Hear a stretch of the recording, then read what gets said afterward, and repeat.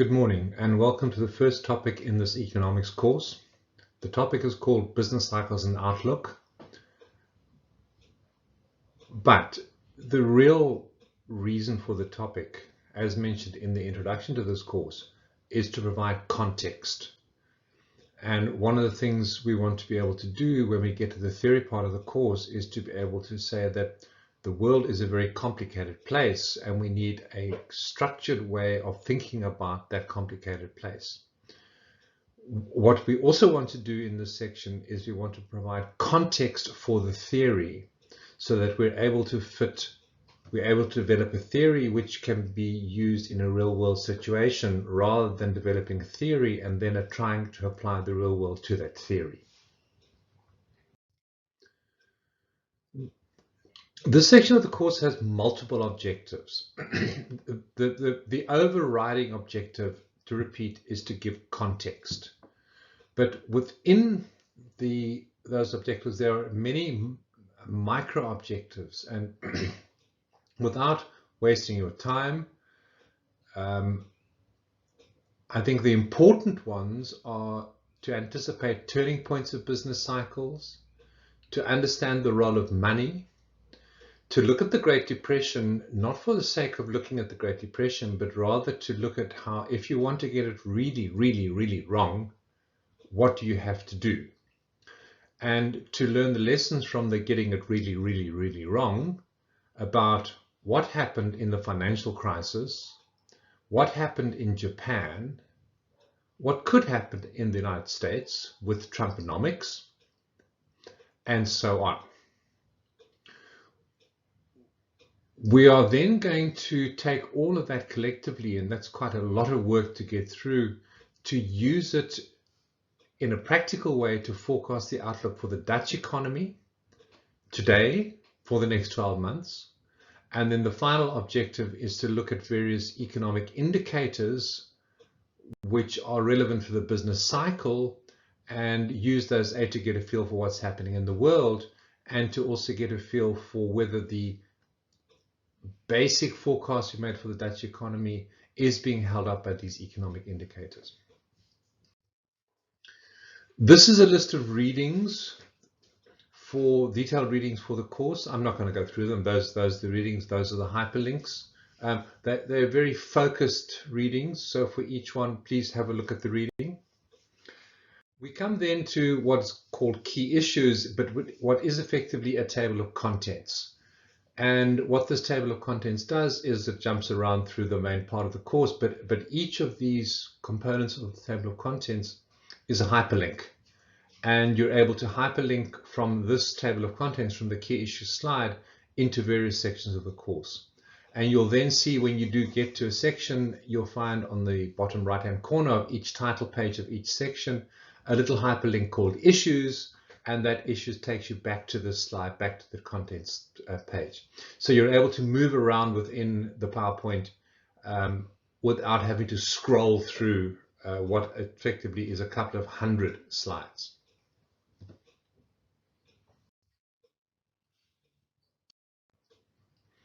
So let's start, and let's start by keeping it really simple. A hypothetical question, meaning a question I'm not looking for an answer to, is how much can you sell? And you'll know as well as I do that there are certain times, if you can remember that far back, before 2007, where things fly off the shelves and you can't make enough. On the other hand, and probably your more recent experience, is where things just sit there and nobody wants to buy them. What this diagram is showing, it's showing you those kind of fluctuations in sales. So at the moment we are looking at this from the level of an individual firm.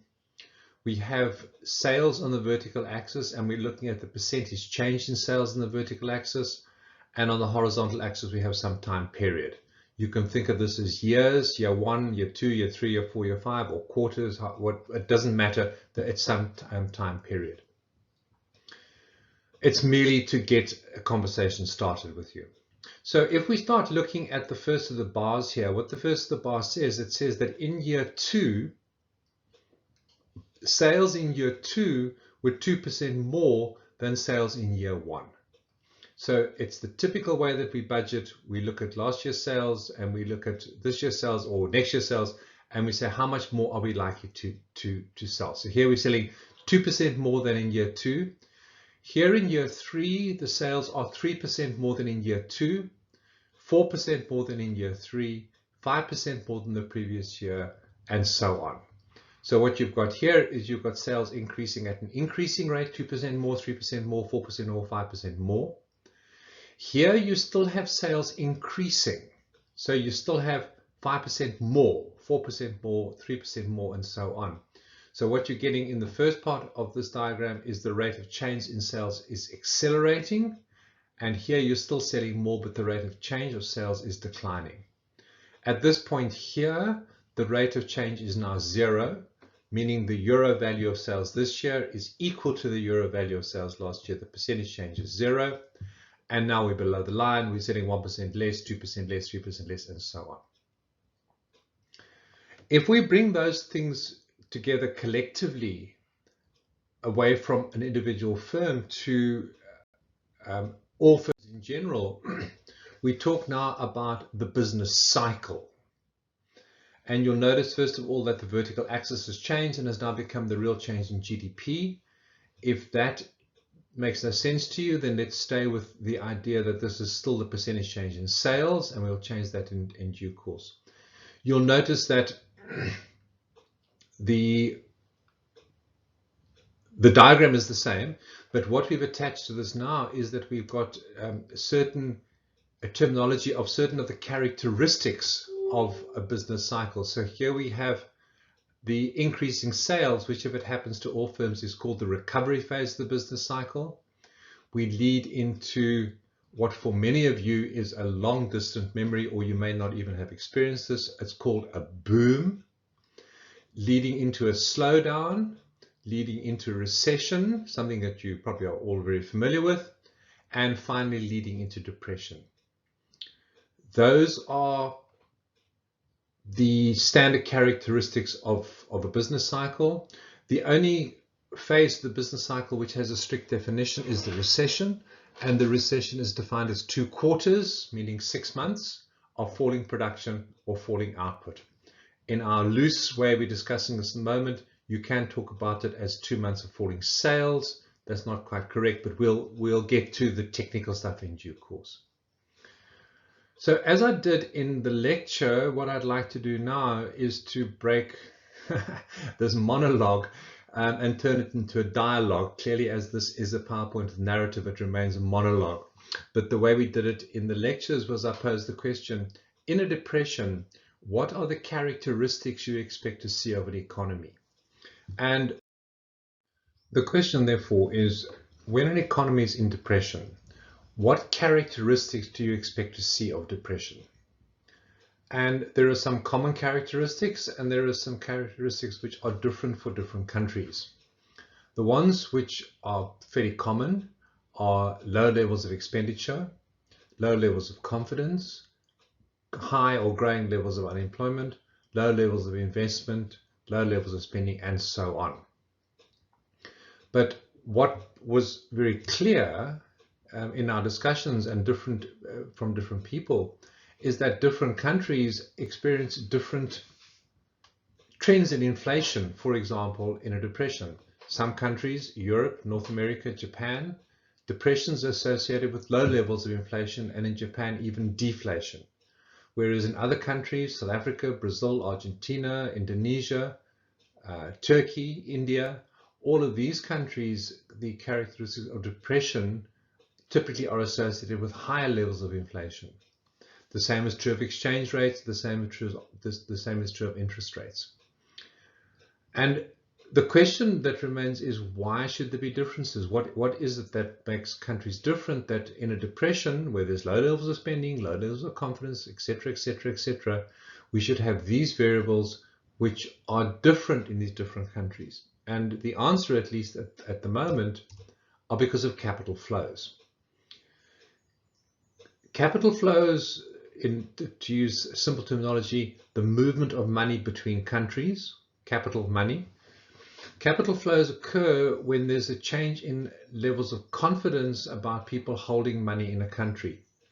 So South Africa goes into recession, Brazil goes into recession, and there are typically capital outflows. Money leaves the country because confidence levels are low. The consequence of money leaving the country is the currency loses value. Because the currency loses value, imports cost you more. Because imports cost you more, inflation increases. And then more often than not, as a policy response, the central bank of the country, because it's facing higher inflation and a lower exchange rate, will then, as a policy response, increase interest rates.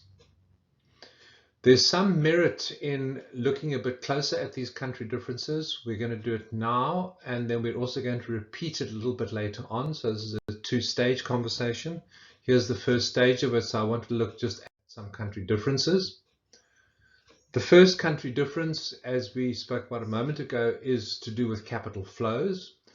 And we can be a little bit more precise here now because these capital flows are often the consequence of a country being a net saver or a net borrower. If a country is a net saver, if it saves more than it needs, then it doesn't require the savings of other countries. On the other hand, if a country does not save sufficient for its needs, it becomes a net borrower. And these net borrower countries, and let's repeat them because we had them a moment ago, South Africa, Brazil, Argentina, Turkey, for example, these net borrowers are borrowing money from other countries. So when we get depressions in these net borrowing countries, there's capital outflows, and what we saw a moment ago occurs. So currency depreciation, higher cost of imports, higher inflation, and higher interest rates. This is a theme that runs through this course because it's a key theme, and it helps us understand this difference between net savers and net borrowers. Helps us understand many of the challenges which are faced in the world, challenges that occurred in Europe with the European financial crisis, challenges that face emerging markets, and also challenges which may yet emerge. So this difference between saving countries and borrowing countries is a fundamental difference, and is a difference of key importance. We'll come back to that. The second difference in different countries is whether a country is a commodity-based country or produces manufacturing or service type outputs. So let's take a country. It's a country that produces high-end motor cars, Germany. Germany produces high-end motor cars. We're talking high-end motor cars, Mercedes, BMW, Audi, not all the rest of it. And what we find is that the demand for BMWs, the demand for Mercedes declines. Typically, nothing happens to the price. Mercedes does not typically reduce its price. It may add certain service components in. You may get a sunroof, but you won't see a big drop in price. So if we look at the total revenue from a German perspective, total revenue is made up of the price of a car multiplied by the quantity of cars being sold. So we have a recession in the world. There's less Mercedes being bought, therefore the quantity of Mercedes declines. The price is largely unchanged, which means, of course, that total revenue from Mercedes were to decline. Now take the same situation for a commodity exporter. Russia, the demand for oil declines. So as a result, the quantity of oil that's being exported declines. But the price of oil declines, or the price of copper declines, or the price of gold declines as demand falls. So now we have forces from both sides. The demand for oil falls, so there's less oil being exported, but the price of oil also declines. And that has a double effect on total revenue, and we get a much bigger drop in total revenue from a commodity-based type economy to a manufactured services-based economy. That is a key issue in understanding the fluctuations, the different types of fluctuations in different countries. There's a final component which I'm going to open now, and we will deal with it in more detail in due course, and that's the speed of adjustment. How rapidly do changes in a country move from, how rapidly do changes in the world move into a country? And that speed of adjustment is determined by the level of openness of an economy. Openness is measured by the total euro value of imports plus exports as a percentage of GDP. So it's your international trade as a percentage of GDP. That is a measure of openness. The more open economy, the more rapidly international impacts will move through the economy. Let's hold that for a moment and go back to the discussion we were having about business cycles, and we'll return to this in due course. So if we return back to the diagram we had, where the discussion was, it was the characteristics of depression. It was a fairly easy conversation to start with. And then we realized actually it became a much more difficult conversation because of these country differences. Let's leave that. We'll come back to it. Let's now move from a depression through the recovery phase into what for many of you is just something hypothetical. It's called a boom. A boom is a fantastic time to be around. You have money in your pocket, you can spend, and so on. And now, what we'll find happening is that as you move from the depression through the recovery phase, over here in the business cycle, there are certain characteristics which typically affect all economies, and that characteristic is higher inflation. And the higher inflation at that point where the laser pointer is because of capacity issues. We start hitting labor capacity issues, we start hitting productive capacity issues. Because of capacity issues, we have higher inflation, and therefore we have typically higher interest rates. So for nearly all countries in the world, as we push towards the boom phase, you will find that there are price pressures, meaning there's higher inflation. There's typically higher interest rates up here and so on.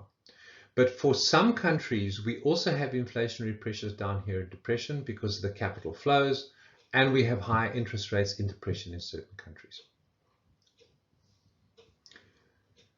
Okay, now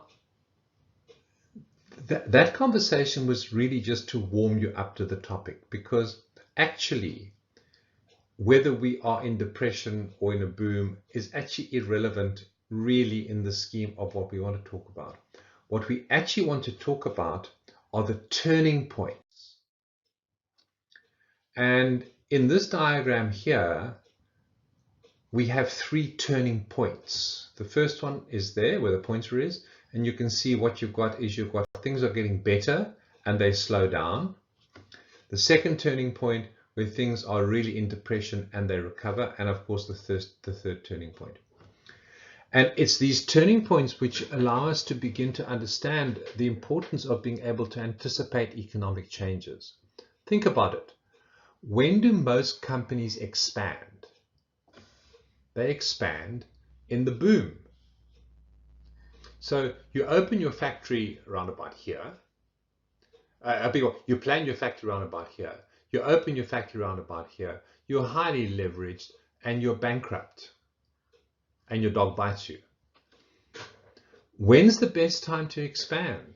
Well, you need nerves of steel, but somewhere around here, because you open your doors over there, you pay off your debt, and you survive. So the real conversation we need to have is the conversation about the turning points. So to start entering that conversation, let's go back to depression and ask the question, in depression, what is confidence like?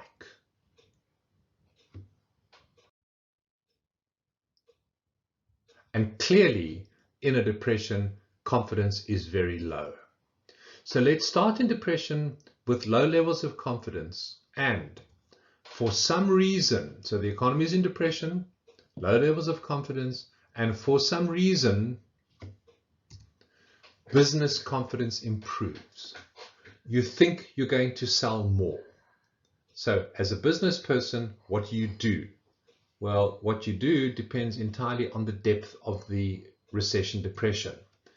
If it was a minor recession, something small, you would go for increased capital expenditure, meaning you would go for expansion type expenditure, bigger factories, more machinery, more offices, and so on. If it was a full-blown depression, a major depression, you wouldn't go for increasing capital expenditure because you have the capacity. Your factory's only half being used. What you're more likely to do there is to simply go for increasing inventories. You build up your stock levels. What happens next? Well, either way, you need people. If you're going to build, if you're going to stock more, you need people. So employment increases. The consequence of employment increases now is twofold. More people have jobs, so they spend more. More people have jobs, so consumer confidence increases. So what we now begin to recognize is there's two aspects to confidence: business confidence and consumer confidence. And of course, as consumer confidence increases, not only are we getting increased spending purely because people have jobs, we're also getting increased expenditure because consumers are more confident. So now spending goes up, which means your sales increases. What happens to confidence? Well, clearly, business confidence improves. So you started off by thinking you were going to sell more. If collectively everything worked in your favor and you did sell more, well, that reinforces itself and it reinforces the business confidence and it becomes a virtuous cycle. So if there's a further increase in business confidence, now there's increased capital expenditure, there's more jobs, there's more spending, there's more sales, there's further increases in confidence, etc., etc., etc.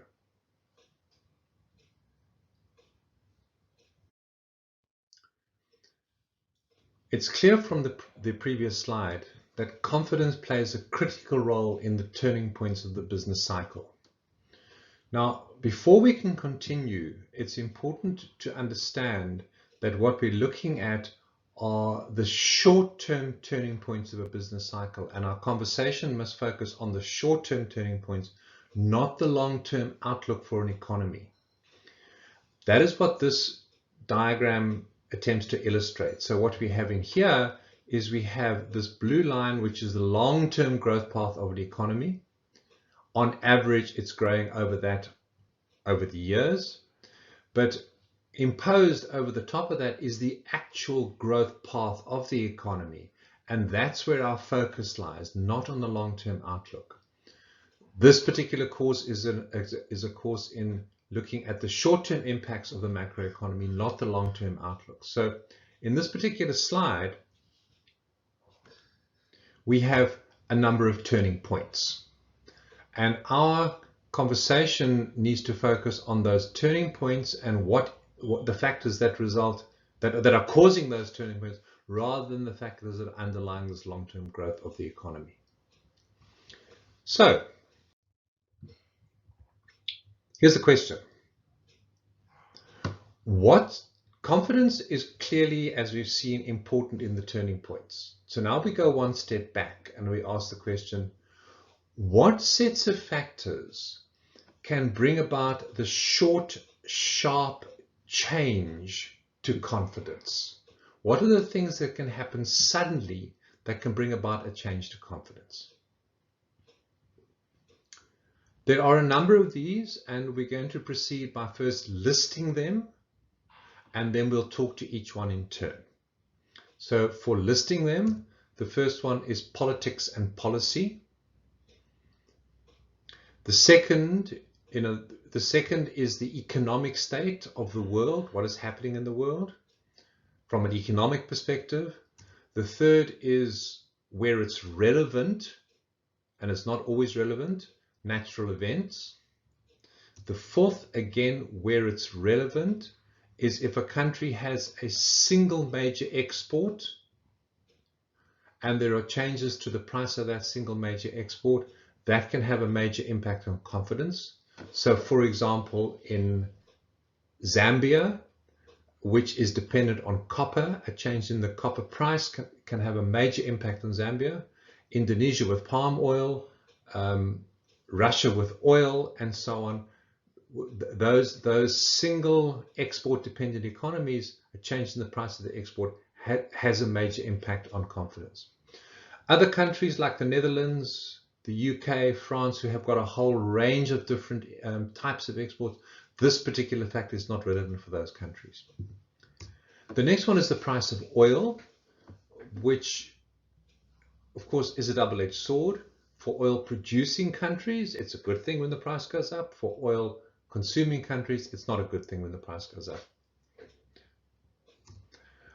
Banking crises, if you've lived in Europe over the last few years, you will know that this is a key factor in impacts on confidence.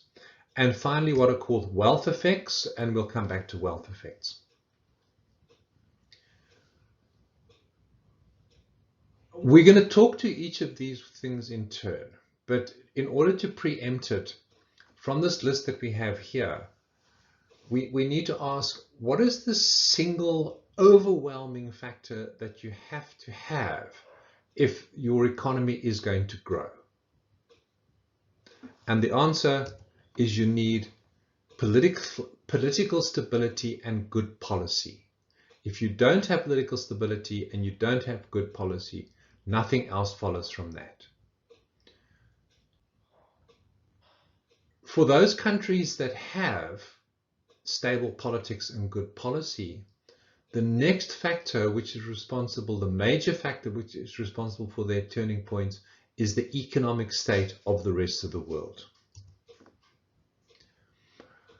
We're going to take this list, we're going to take these two factors, and we're now going to open up those factors and look at them in a bit more detail.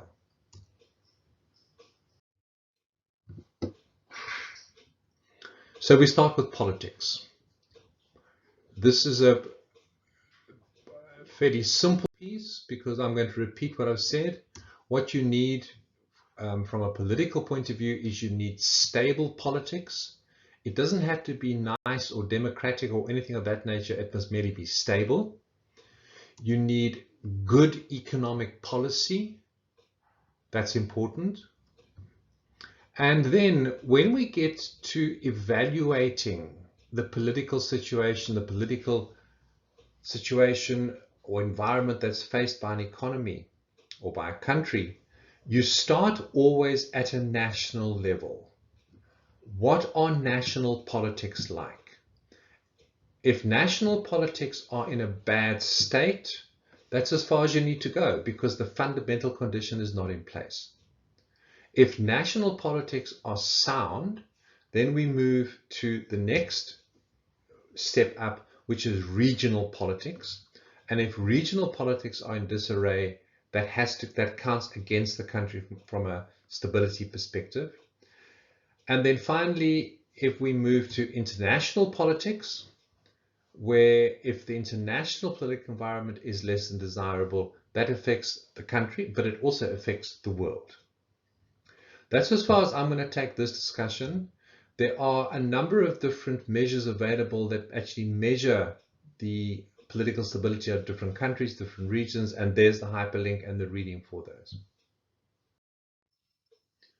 The point was made a few minutes ago that for those countries where the political imperative is in place and political stability is in place, the key driver of the turning points of their business cycle is the state of the world.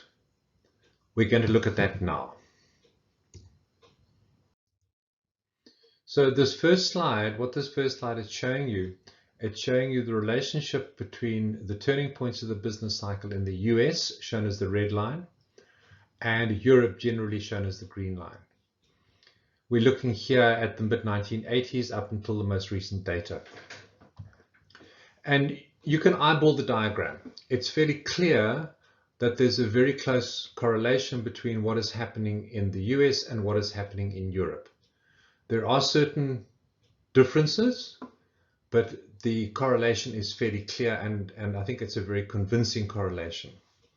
The differences are in this earlier period here, you'll notice that in the earlier period here, the US economy goes into recession and Europe follows that. The US economy recovers and Europe follows that. So it's very clear what's happening in the mid 1980s, early 1990s, is the US is leading the process. You'll then begin to see, if you look at this period here, for example, if you look at this period over here, that the changes are happening at the same time. And there are many reasons for that, and I don't think we really want to go into those reasons right now, except to note that it is happening. There are changes in the speed of capital flows, which is one of the big factors. The final one, which I think needs to be focused on, is this period over here. And what you can see here, you can see this big European drop here, 2012, 13, 2014, and it's not happening in the US. And this, of course, is the European financial crisis, the European banking crisis, the European sovereign debt crisis, which we'll see later on was all manufactured in the States and then exported to Europe. But the fact remains, it is a crisis which is being born in Europe.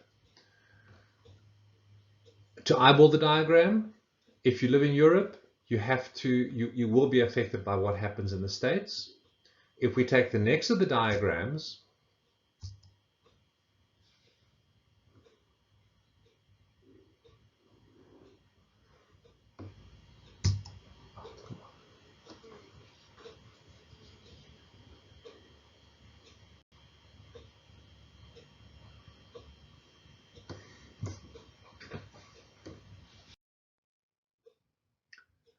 this slide now shows one additional country which is added to the slide, and that, as you can see from the title, is a savings-dependent emerging market. It happens to be South Africa. It could well be Brazil, it could be Argentina, it could be Indonesia, it could be any number of emerging markets that are savings-dependent. Now, when you look at this, it's the first thing you can see is that this emerging market, the business cycles correlate with the business cycles in the industrialized world. So you can see here, the US and UK have a growth phase, emerging market has a big growth phase, the US and Europe slow down, this emerging market goes into depression. You can see similarly here, you can see the growth phase happening over here. I'll come back to this one. You can see the growth phase here and that big thing here. Here's the financial crisis. Again, you can see it happening, and so on. This period here, this is the Asian financial crisis of the late 1990s. So it is an emerging market crisis only. It doesn't affect the developed world. So it relates only to emerging markets in this case. And it's an exception to the rule. What is very clear from this diagram is that this particular kind of emerging market has business cycles which have far greater volatility than we find in North America and Europe. And it takes us back to one of the earlier slides we were discussing about country differences. South Africa is a savings-dependent emerging market that produces a significant amount of commodities. So we can now trace both the savings issue and the commodity issue on the business cycle. So if we do it here, South Africa goes into a recession. What happens to confidence? Confidence declines. What happens to capital flows? What happens to money? They leave the country. What happens to the currency? It depreciates. What happens to inflation? It increases. What happens to interest rates? It goes up. And the capital outflows, as the economy goes through recession with capital outflowing, etc., of course, it tips the economy way into depression, a far worse depression than would be the case if it wasn't savings dependent. At the same time, as the world economy slows down and the demand for iron ore and copper and platinum and so on also declines, so the price of those exports decline, and you get the economy being squeezed from both a capital outflow perspective and the value of commodity exports. Now here's something we haven't seen, but it's the corollary, it's the opposite of that. So what you've got here now, the emerging market goes into a growth phase. What happens to capital well, of course, capital comes back into the country because confidence is up. So as the economy grows, more capital comes in, and of course, the economy grows at a more rapid rate. World economy grows, increased exports of commodities. What happens to the price of commodity exports? Of course, they go up. So now we get the opposite. We get this big boom phase because of capital inflows on the one hand and higher commodity prices. There's some merit in looking at the countervailing impact of these capital flows on the rich world. In this period here, the capital flows that came into South Africa were from the rich world. So as the world economy goes into recession and capital flows out of South Africa, where's it going to? Well, it's going back to Europe and North America. What does it do to their recession? It cushions the recession. Similarly, as the world economy grows here and this capital outflows from Europe and North America into these emerging markets, it booms the emerging markets. What does it do to the rich world? Well, it holds off the boom. It takes the peak off the boom. So in effect, these capital flows, at least in this earlier period here, from countries which at the time were savings to countries which were borrowers, cushioned, lowered the volatility of the business cycles for the rich world and increased it for this particular emerging market. I am focusing on this period here. The dynamics change later on in this period here, and for more of that later. The final piece that we want to come to, which was again also part of the country differences, was the degree of openness, the degree to which a change in the world economy impacts on other countries, and that's measured through its openness. So if we look at Europe, and remember that we're looking at openness as measured as imports plus exports as a percentage of GDP. Well, in Europe, that's your imports plus exports as a percentage of GDP. There's a number of years here up to 2016, 15 in this diagram. And what we have at the top here, this is the Netherlands, followed by Switzerland. So you'll see that the Dutch economy is very, very open to what's happening in the world. And in fact, if you look at the number there, imports plus exports as a percentage of Dutch GDP is 150% of their GDP. It makes them very open to what's happening in the rest of the world. Other countries in Europe, and I leave it for you to have a look more closely at these countries, are somewhat more closed. If we look at North America, bearing in mind the 150 from the Netherlands and the lower numbers from the other countries, Canada, which is the most open of those North American countries, is sitting around about 60%. Mexico is sitting around about 60% as well, until the wall is built. And the United States is only sitting around about 25%, 30% of openness. This makes the United States very, very closed, meaning if things happen in the States, they take a long time to impact on the world. If things happen in the world, it takes a long time to impact on the States. We run through South America. Look at these degrees of openness. I'm not going to dwell on the country specifics. You can just get a flavor of it. South America reasonably open. Not as open as Europe, not as open as the Netherlands, but not as closed basically as what's happening in the States. Now we come to Asia. Look at these degrees of openness. The top one here is Singapore, and the next one down is Malaysia. Very, very open. Singapore, incredibly open to what's happening in the world trade. If I leave those two out because you can't see the scale of this diagram, takes the previous diagram and removes Singapore and Malaysia from it in order to give us a sense of scale for the other selection of countries that we are using in Asia.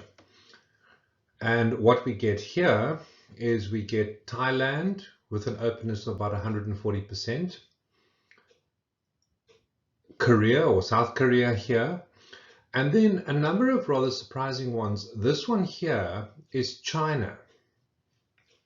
And we think of China as a major exporting country, but if you look at the degree of openness, although China in absolute terms is a major exporter, in terms of the relative size of its imports plus exports, it's relatively small.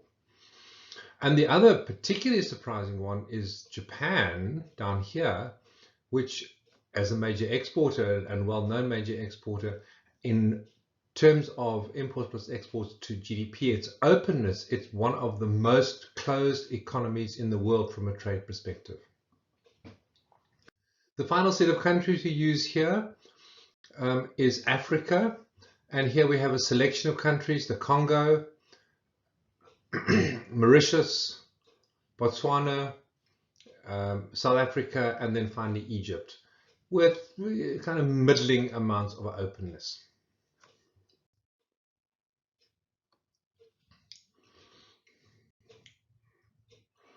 The next set of factors that can impact on short, sharp knock to business confidence are natural events. Natural events, there are two categories of natural events. There's a negative event, there's the droughts, there's floods, there's pandemics. And we can put at least the first two of those to by and large in either El Nino, which is the drought-driven Pacific Ocean phenomena, or El Nino, which is the one that causes floods. Pandemics come from a variety of different sources, including droughts and floods. One can also have positive natural events, for example, where there's rainfall in dry areas. Southern Africa has been through a very severe drought, so that would be a positive event, and where relevant discoveries of natural resources.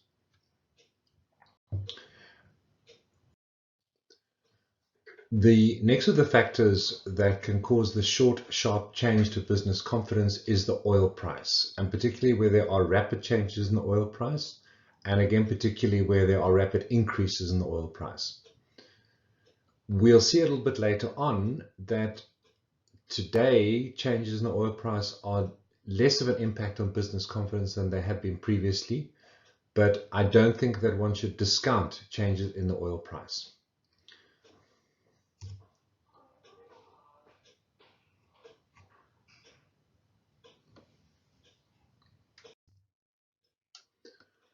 This slide here is a simple descriptive of what has happened to the oil price over time, and I think it gives some perspective on the kind of shocks that we have seen historically and the result of those shocks on economic and business confidence. I think the first point to make about this slide is that these are nominal prices, they're not real prices. We later on will convert these to real prices, but even using nominal prices, this slide tells a powerful tale. And the first part of the tale, and I know it's historical, but there is merit in looking at this, is this very long period over here of these very, very low oil prices from the end of the Second World War up until the early 1970s. What starts to happen here is the coming together of the oil producing countries under the banner of OPEC, and they effectively begin to turn off the taps. So what you have here is you have more than a doubling of the oil price, as you can see, with fairly dramatic impacts in the world economy. For more of that later. And then this gradual increase in the oil price, again, really resulting from what was happening with OPEC. And again, this very dramatic increase in the oil price here. Again, as a result of OPEC. Then we have some relaxing of supply conditions at OPEC on the one hand, and also the beginning of the search and emergence of substitutes for oil, be they direct substitutes like gas, or be they more fuel efficient cars or alternative ways of heating houses. And that's what you see happening here. So this is some increases in supply, but also decreases in demand as a result of substitute increases. We then have a fairly constant nominal price over this period. There's nothing exciting to discuss here. And then in the build up to the financial crisis, 2008, we have this very dramatic increase in the oil price, and that is predominantly as a result of increasing demand. So growth in the world, growth in China, growth in Europe, and given a fairly constrained supply, this very dramatic increase in the oil price.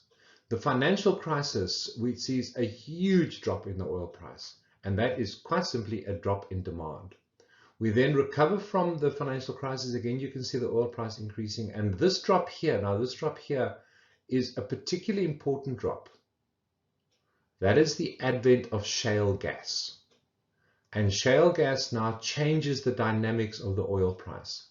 We're going to be looking at shale gas in more detail when we look at microeconomics, which is topic 3, session 4.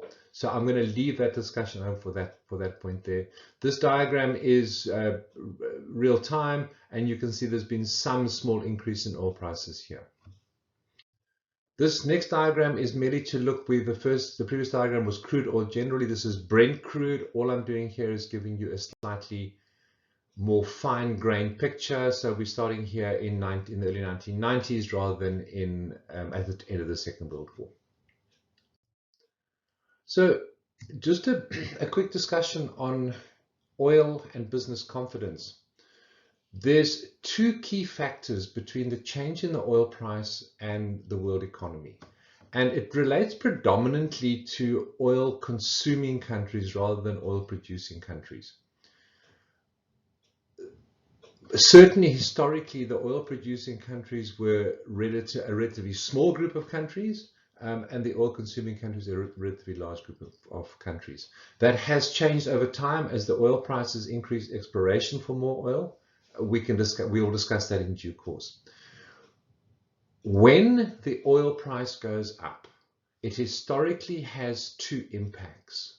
It makes everything more expensive. There's more money going to the oil producing countries, and it typically has caused recession in the rest of the world. Now, this is not set in stone, and it doesn't always happen, and it may not always happen in the future, but historically it did happen. Higher oil prices, world recession. The second factor, the second relationship between oil prices and the world is that higher oil prices historically resulted in inflation. Higher price of oil, higher cost of driving your car, of heating, etc. There's an increase in inflation. This broke down in the 1990s, this relationship, largely because of the role that emerging markets began to play and the degree to which emerging markets were able to hold down the price of non-petroleum based products, clothing, electronics, and so on. So even where we have higher oil prices in the run-up to the financial crisis, we didn't really see much in the increase in world inflation, and that was then the role of emerging markets. That may or may not continue. So there has been a change in impact over time, and I've just hardened that one up now. So the relationship between oil and world economy and inflation is very strong in the 1990s, and then has weakened recently because of the growth of substitutes for oil and because of what's happening in emerging markets. And finally, and to repeat what I said when we looked at the diagram, there is a new dynamics with shale gas. For more of that in the microeconomics section of the course. The next of the major factors, which will be obvious to many of you, that has a short, sharp impact on business confidence is, of course, a banking crisis. If you are from North America, this will be very clear to you with the meltdown of the financial sector in the US. It will be more clear to anybody who is from Europe or lives in Europe with the recent meltdown of the banking system in Europe. For those of you from Asia, there was a banking crisis in the mid-1990s, and the same with Russia. So this is a factor which is fairly common to many of you in this room. Now,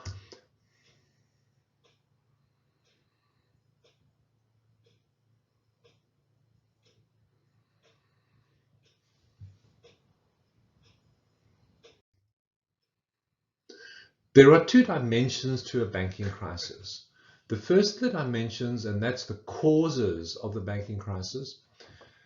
Typically, clearly there's no one answer as usual, but typically the causes are that the bank is holding bad assets, and more often than not, those assets are property-based assets. Property-based assets, the value of property will never fall. We all know it will never fall. Therefore, property is a good asset. At least that's what people used to think. Clearly, that's not the case anymore. So we have very often banks holding property as collateral. It looks good on paper. When things go wrong, it is a poor asset. You then get the implosion of those assets, property bubble. I think we're all familiar with this. That implosion of assets, suddenly the balance sheet of the bank shrinks, and in effect, the bank goes bankrupt. People look at the bank going bankrupt, they see the queues outside, and there is what's called a run on the bank, and this is where people start queuing to get their money out the bank before the bank collapses. We'll see later on in this course that it's the run on the bank that really has the major impact on the bank, because the bank doesn't have the money to actually pay its customers. The second group of problems then from a banking crisis, the consequences of that are that if you had any money with the bank, you lose it, the bank goes bankrupt, you've lost your savings, and therefore you've lost your wealth. Yet it goes further, because if you owed the bank any money, unfortunately, the loan is not written off. Your savings disappear, but your loan doesn't, and the loan is called in.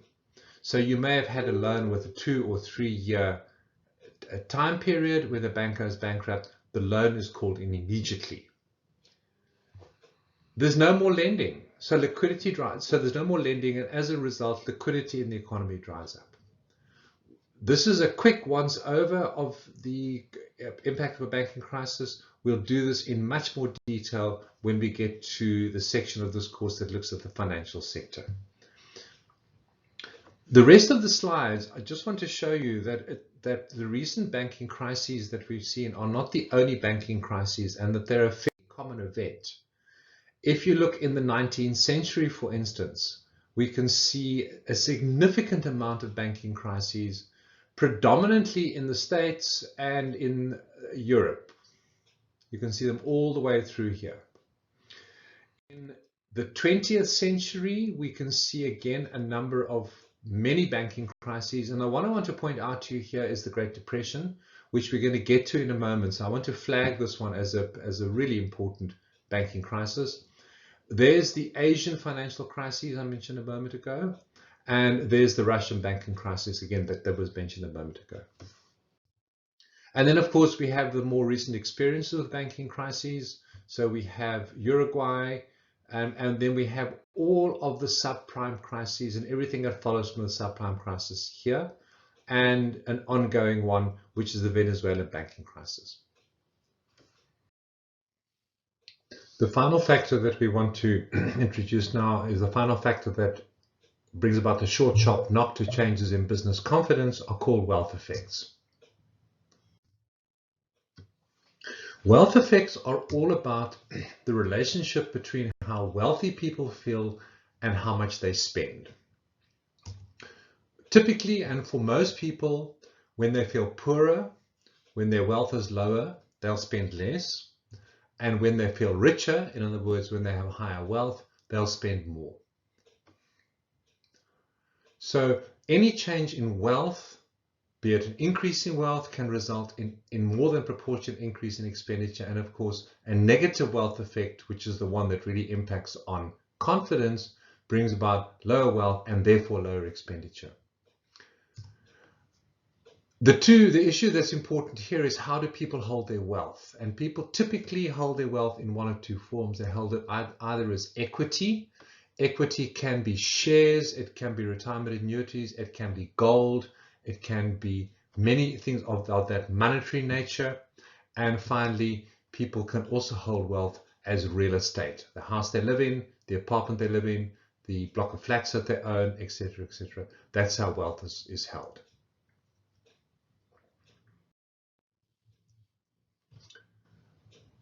In summary, so far, we've discussed the characteristics of the business cycle.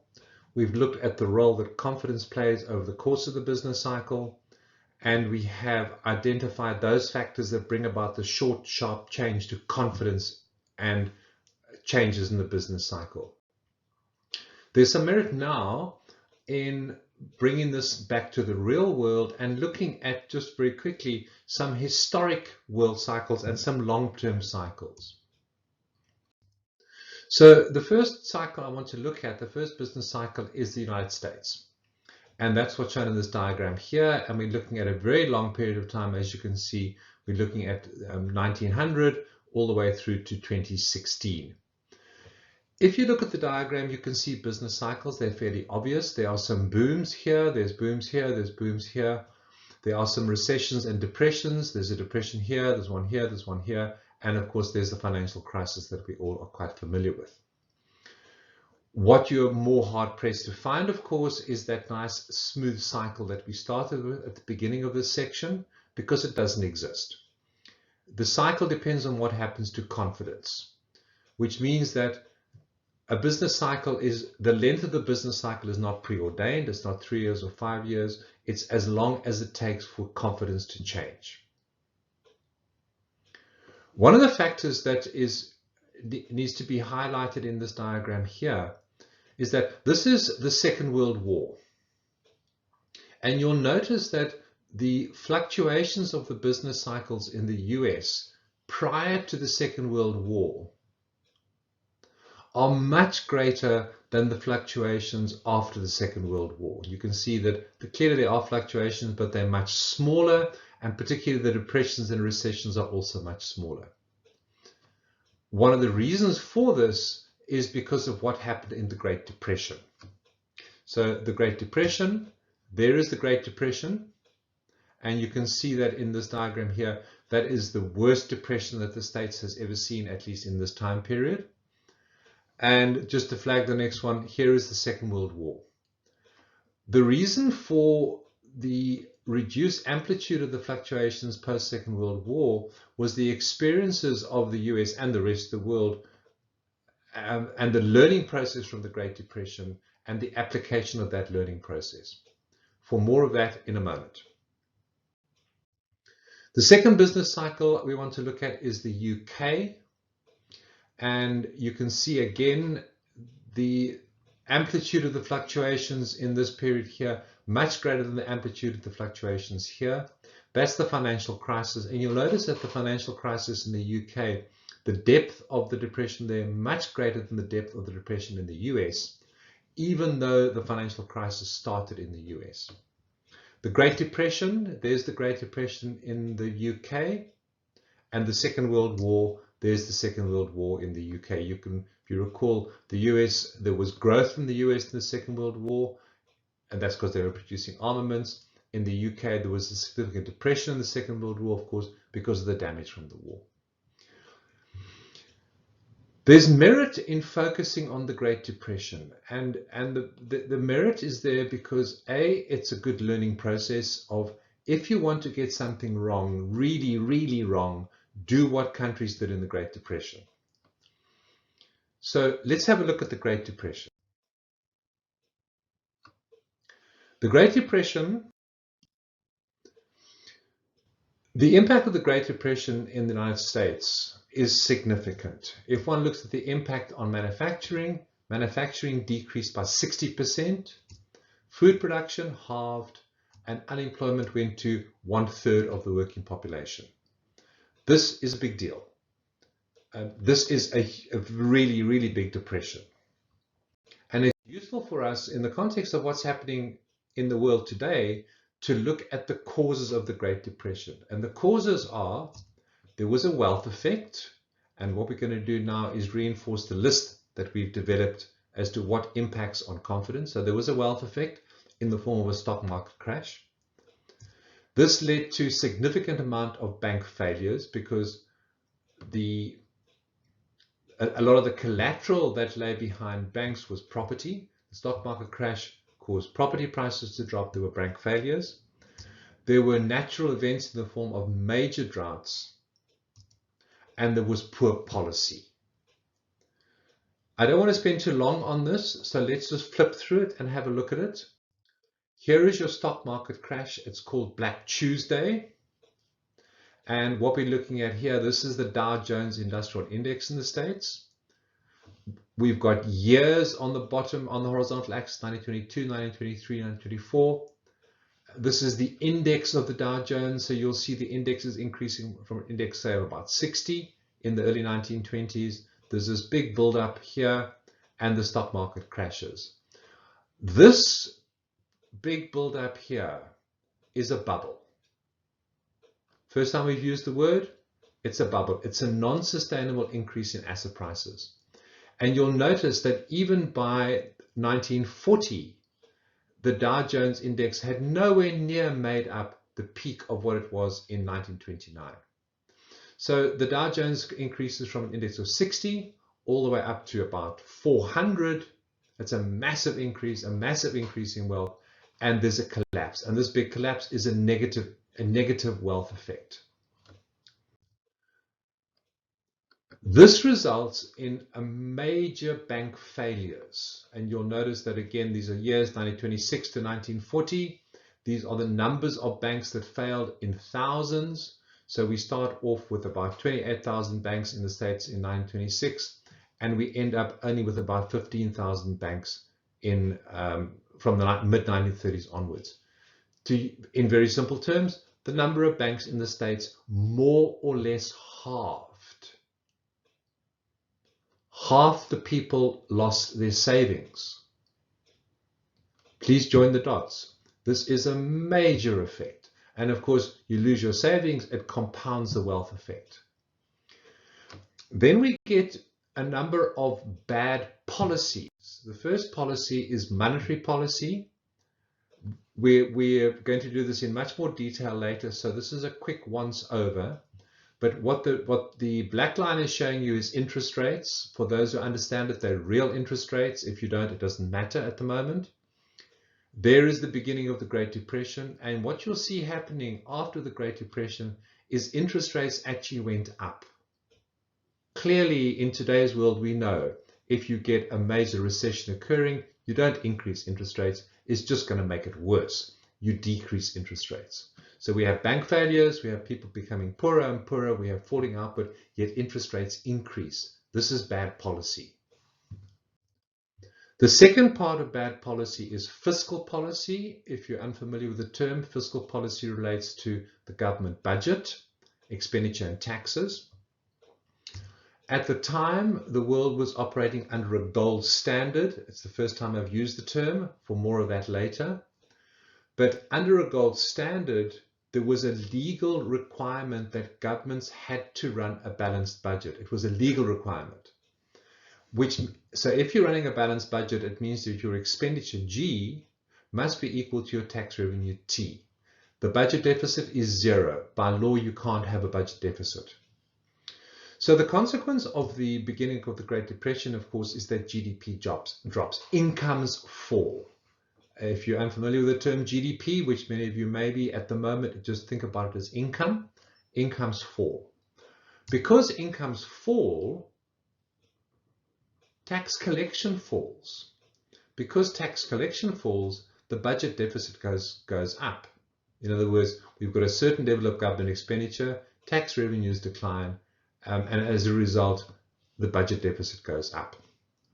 But you're dealing in a situation where the budget deficit by law has to be zero. So the policy response, you increase taxes and you cut government expenditure.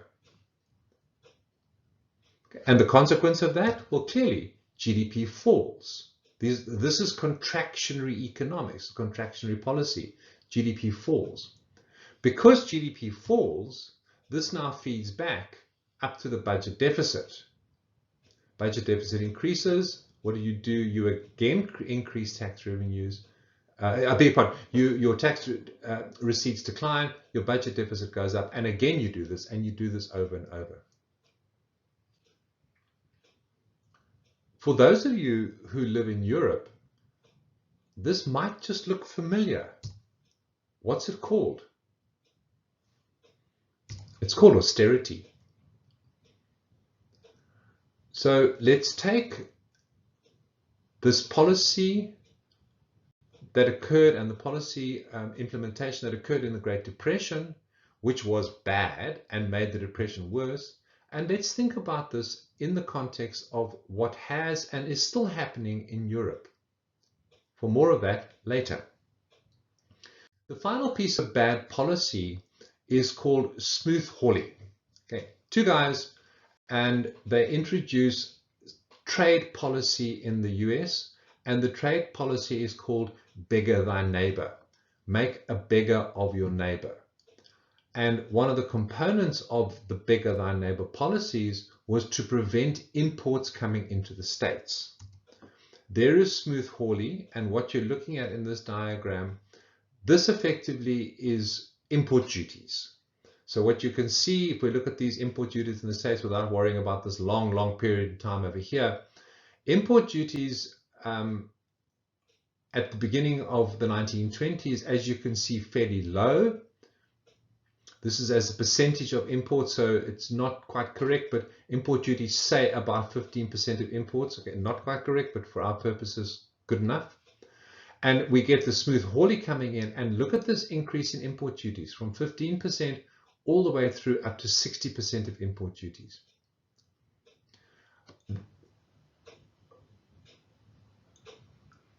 We'll come back to the consequence of that in a second, but subsequent to Smoot-Hawley, you'll notice that import duties in the States have declined and declined and declined and declined up till 1990 in this diagram, up till 2010, up till 2016, and in 2017, the new president of the US is intent on increasing import duties to make America great again. Let's have a look at the impact on world trade of Smoot-Hawley. That's what happened to world trade. And you can see that total world trade halved as a result of the Smoot-Hawley tariff increases. You halve world trade, you halve all the benefits from world trade, and the Great Depression doesn't just stay in the States. The Great Depression is actually now exported to the rest of the world. You want to get something wrong, you want to get something really wrong, do what the Americans did in the Great Depression. Major wealth effects, don't protect the banks, let them fail, increase interest rates, go for austerity, go for increasing import tariffs, reduce world trade, and get a nice big depression.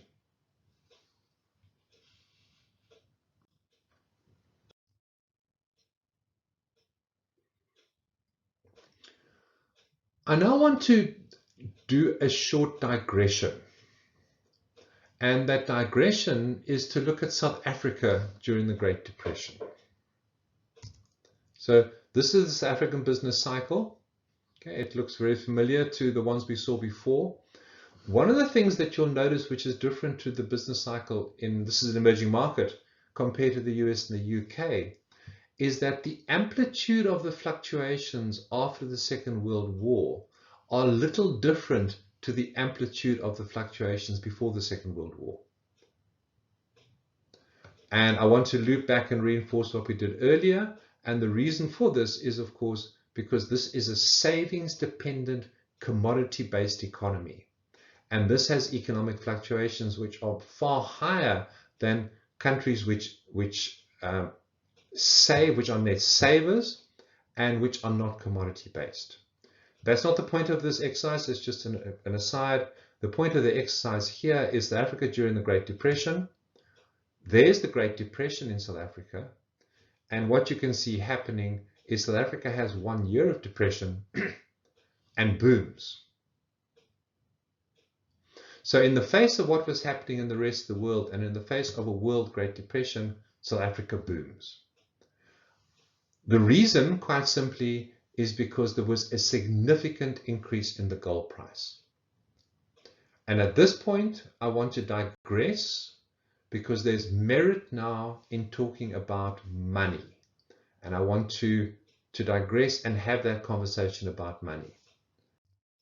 Because there's merit in laying some foundations about the relationship between gold and money and the economy.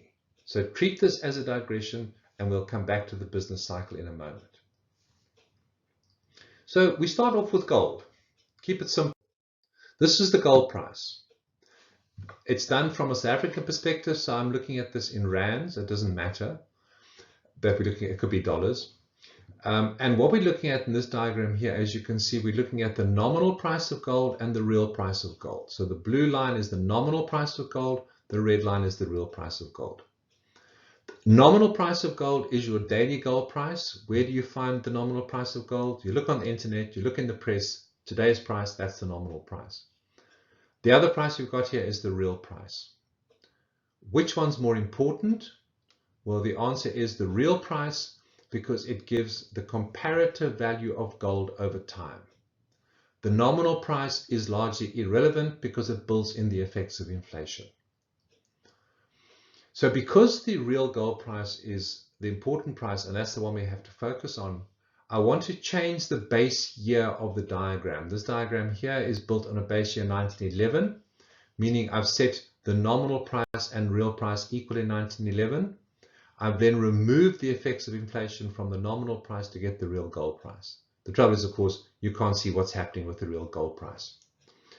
I want to change the base year, so I'm now using a base year 1995. And if you look at the real gold price and you look at the gold price here in the Great Depression, okay, it's difficult with a scale, but you can see it. The real gold price doubled. Now imagine that you're a country and you have a single major export and the price of that export doubles. What's going to happen to your economy? It's going to boom. And that's exactly what happened in South Africa. So in the face of the Great Depression, with the world falling apart, the gold price doubled, South Africa boomed. Which brings us then to the next slide and to pose what at the face of it looks like a really stupid question. Why does gold have value?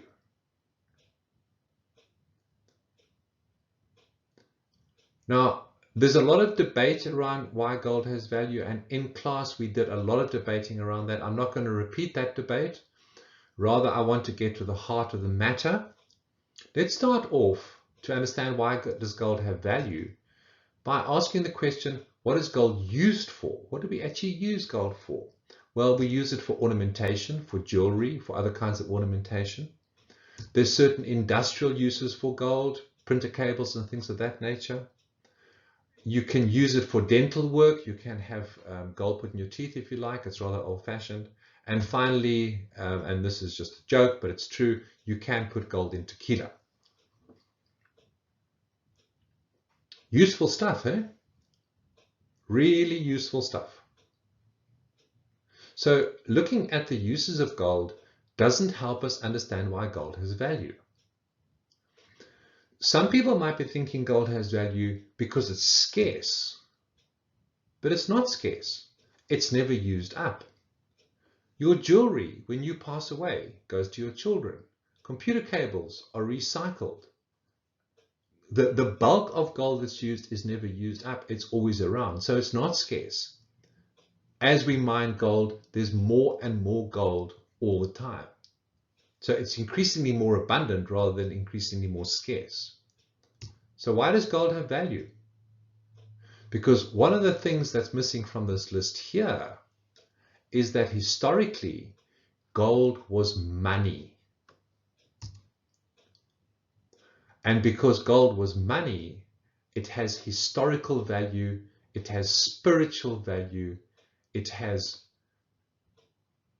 the feeling that if everything goes wrong, if the world falls apart around you, what would still have value? Gold would.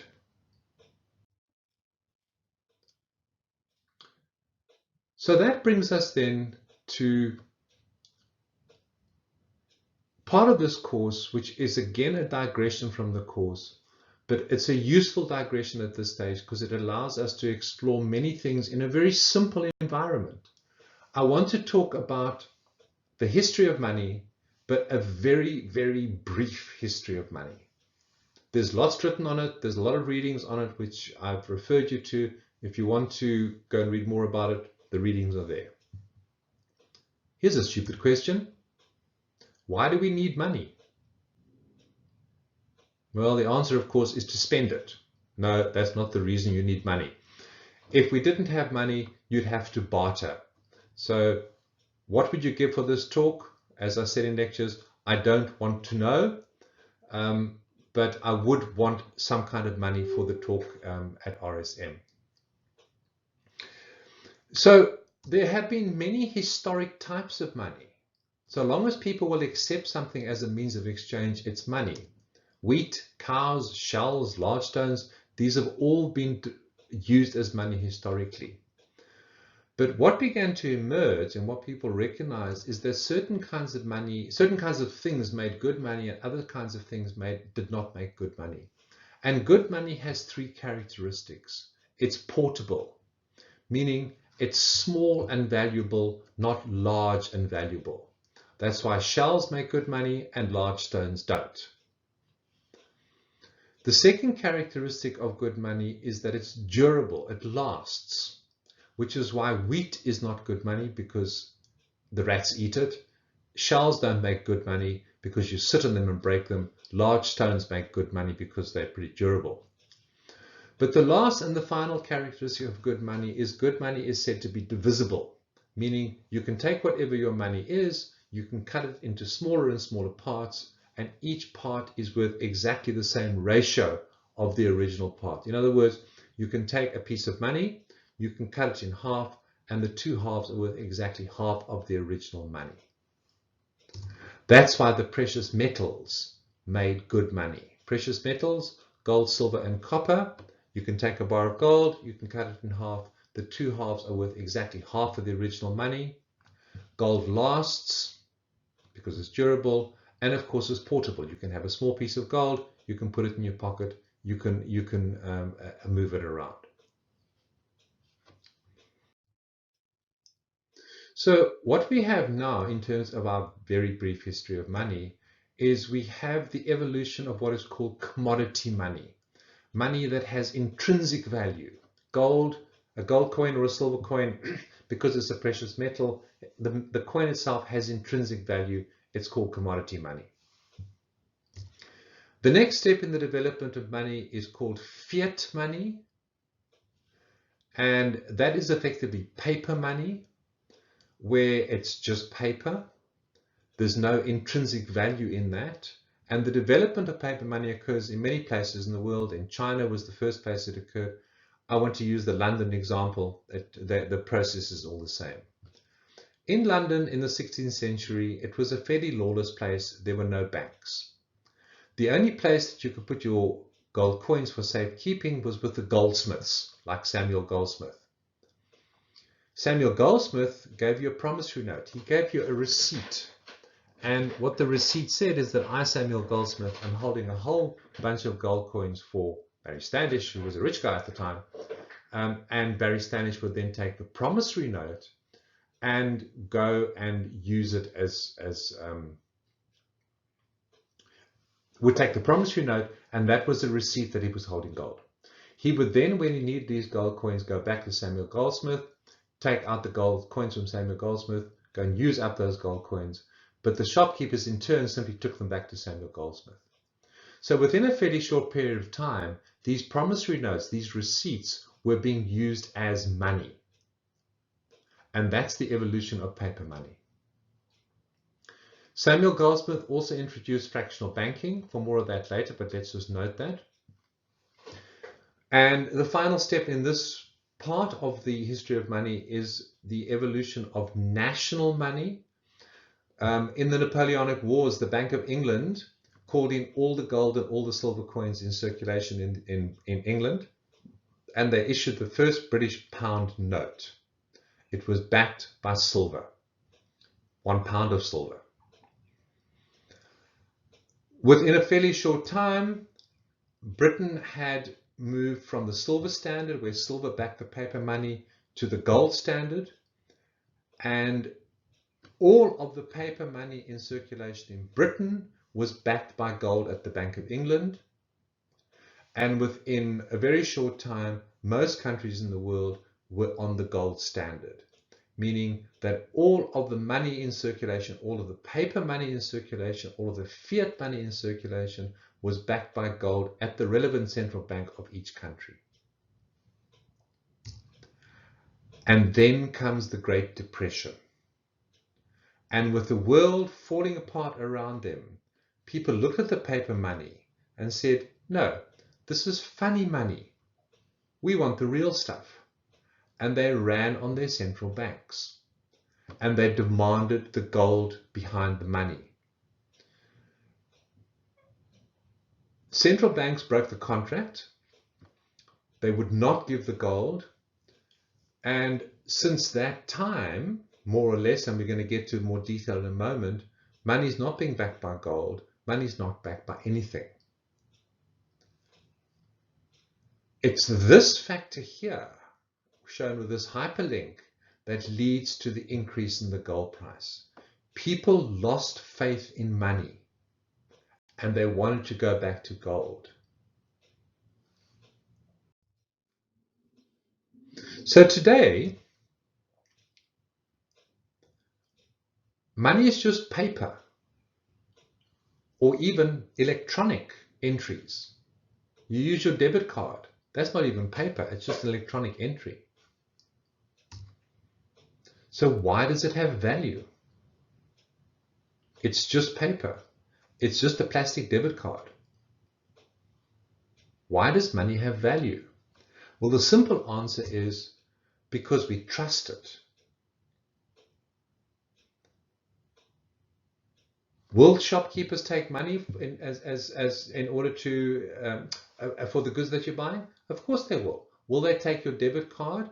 Of course they will, because they trust it. But if people lost faith in money, it's just paper.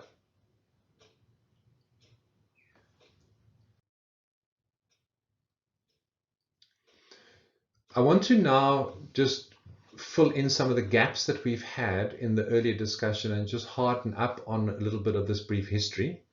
So we continue with the brief history. So where we are currently in our discussion is we have from times historical until the 1930, we have the gold standard. The gold standard is a period of fixed exchange rates, and it ends with the Great Depression. Between 1930 and 1944, we have a system of flexible exchange rates. This is different to the exchange rates that you would understand in today's world, which are also flexible, because in this period of flexible exchange rates, the exchange rate was actually controlled by government. So it was not a market-driven rate, it was a government set rate. And it was used along with the Smooth-Hawley tariff protections to beggar thy neighbor. So we come to the second of the policies used to beggar thy neighbor, and that was called competitive devaluation, where countries depreciated, we would say, where countries depreciated their currency in order to become more competitive. Does it sound familiar? We'll move on from that. It was the combination of these competitive devaluations and the tariff increases in the Smooth-Hawley that both contributed to the drop in world trade. So post the 1944, towards the end of the Second World War, we have a new monetary system introduced called the Bretton Woods system. And the Bretton Woods system again goes back to a fixed exchange rate. It uses the gold held at Fort Knox in the States to back the US dollar. So the US dollar becomes a gold standard currency. And all other currencies are fixed to the dollar at a prearranged exchange rate, which means that we have a fixed exchange rate around the world, and we have a gold standard where the dollar is a gold standard currency and all other currencies are fixed to the dollar and therefore to gold. And then comes the Vietnam War. And in order to finance the Vietnam War, Richard Nixon at the time increased the American money supply, by the end of the 1960s, there was more dollars in circulation than could be covered by the gold in Fort Knox. And by 1971, the Bretton Woods system collapses. And from 1971 until today, we have flexible exchange rates. And then the gold price surges.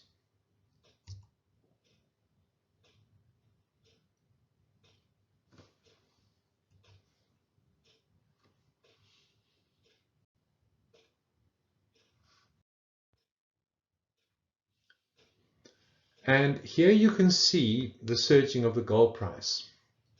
So there's the end of the Bretton Woods system, and we have this very dramatic increase in the gold price. So what we're seeing is we're now seeing that when gold is de-linked from money in 1971 with the end of Bretton Woods, the gold price surges. And one of the reasons for that, of course, is that people lost their faith in money. One of the reasons for the loss in faith in money,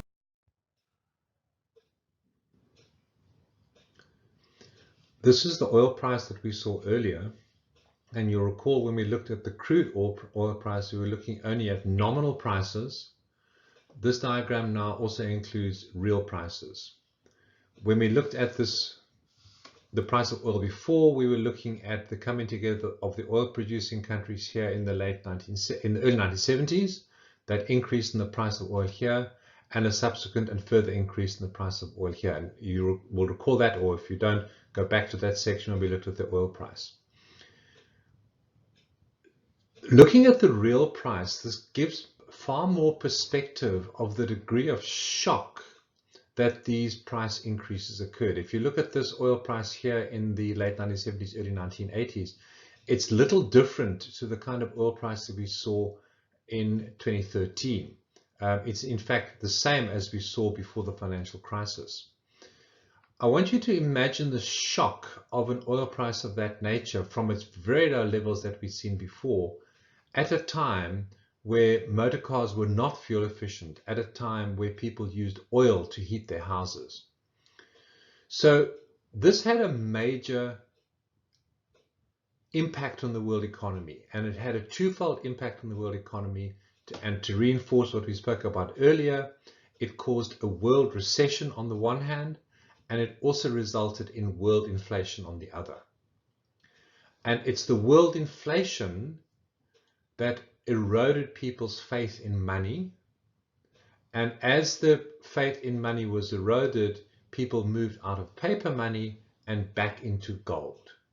So when you look at that surge in the gold price at the end of the Bretton Woods system, when you look at the surge in the gold price, just as money is de-linked from gold,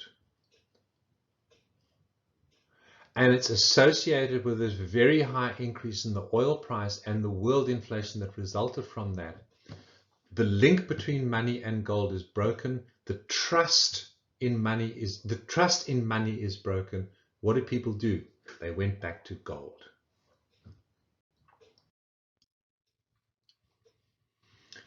I'd like to continue with this digression that we have on money currently within the context of the business cycle. And I now want to introduce and talk further about the role of money, what I call Economics 101. And to begin that, it's important to make a distinction between money and goods. Money is just paper. Goods are useful. Goods are food, they're accommodation, they're clothing, they're things of that nature. Clearly, goods are the things that are important. Money is just paper. So to understand the relationship, let's start with a pile of money, paper, which we call M, and the pile of goods, which we call Q, quantity of goods. And the thing that joined these two piles together is, of course, the price level. If you didn't have money, then a particular kind of good would be valued in terms of some other good. 1 cow, 2 sheep. But as soon as you have money, you're able to give a monetary price to a particular good. So the relationship we have so far is that money, there's my M, is equal to my pile of goods Q multiplied by the price level. So if we have a situation where there's an increase in money, there's more paper, and the output of production Q remains unchanged, well, of course, the price level increases. And that is the relationship between money and prices, more money, higher prices. And let's keep that in mind because that's a fundamental relationship. One of the challenges we've got with this particular equation is to be able to explain hyperinflation. And hyperinflation, the illustrations in the previous slide, the illustrations on the next slide. So we'll have a look at the detail behind hyperinflation. But hyperinflation is where we have an exponential increase in inflation. And you cannot explain that exponential increase in inflation with this equation. To begin to explain that, we need to introduce the final concept into our equation, which is called velocity of circulation. And simply put, velocity is the speed with which money changes hands. You get paid today, you spend your salary over the course of 30 days. Velocity is a 30-day circulation time. That velocity is influenced by inflation. If you have inflation of 10% a month and you got paid today, I would argue that you'll spend all of your salary today. The consequence is that velocity would increase. So we therefore are able to introduce what is called the quantity theory. It's based on this equation here, but it introduces velocity into the equation. So now we have the total pile of money multiplied by the speed with which it moves. Bear in mind, if money moves once a month, it has a certain speed. If money moves once a week, this then becomes 4 times the value of that. So you may have the same amount of physical paper, because it's moving more rapidly, the value of MV is increased. And of course, here we still have P and Q, we still have the same ones here. So to understand how this works and to understand how velocity works, let's start off with the same expression, and we allow for an increase in money supply. For some reason, there's more money. The consequence, of course, is that prices go up, and that's what we have over here.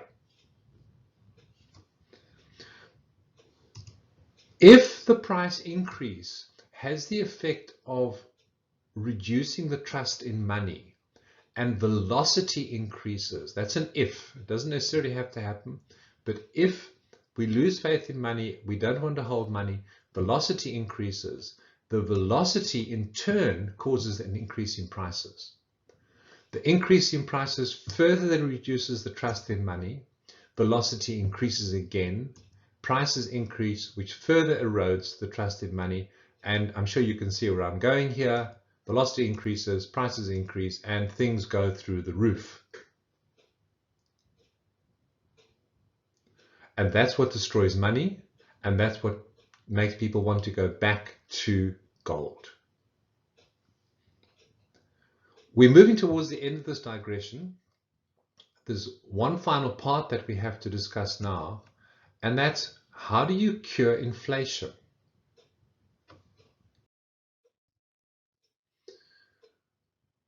To understand it, let's have a look at world inflation around the time of those very high oil prices in the late 1970s and in the early 1980s.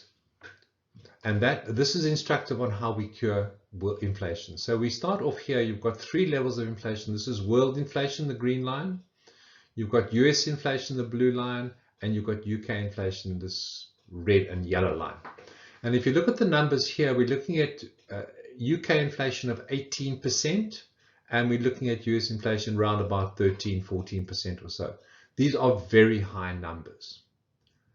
And these inflation rates were very difficult to cure.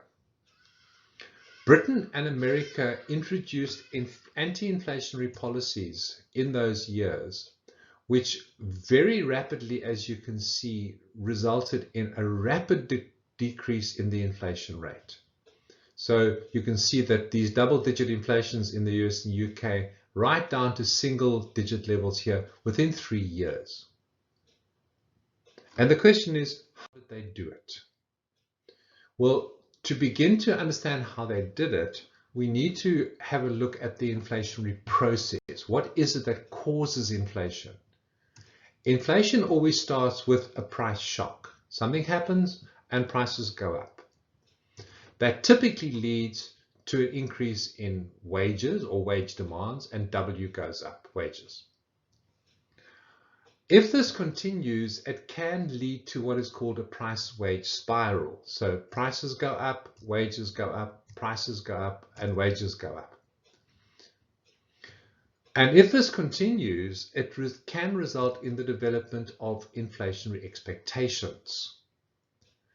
And it's the inflationary expectations that perpetuates the inflation.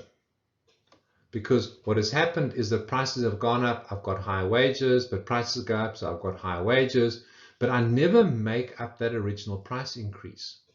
So what I start doing is I start asking for wage increases in anticipation of the future expected inflation. I'm building my expectations into my wage increases. That's what perpetuates inflation. How do you stop it? How do I stop you asking for higher wages?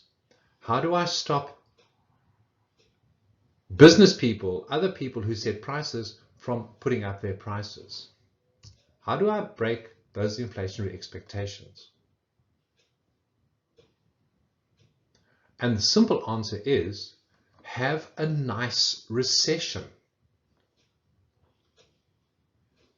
This is true. Because, of course, in the face of a nice recession, if you ask for higher wages, you lose your job. If you put up your prices, you lose your business. And that's exactly what the UK and the US did in the early 1980s. They deliberately induced a recession.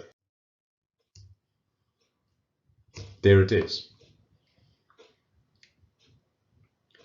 So we see high inflation, a deliberately induced recession, the breaking of inflationary expectations, the breaking of inflation from a few slides back, and then the authorities in the US and UK are able to reduce interest rates and have economic growth at very low levels of inflation. And that's how you break inflation, by breaking inflationary expectations.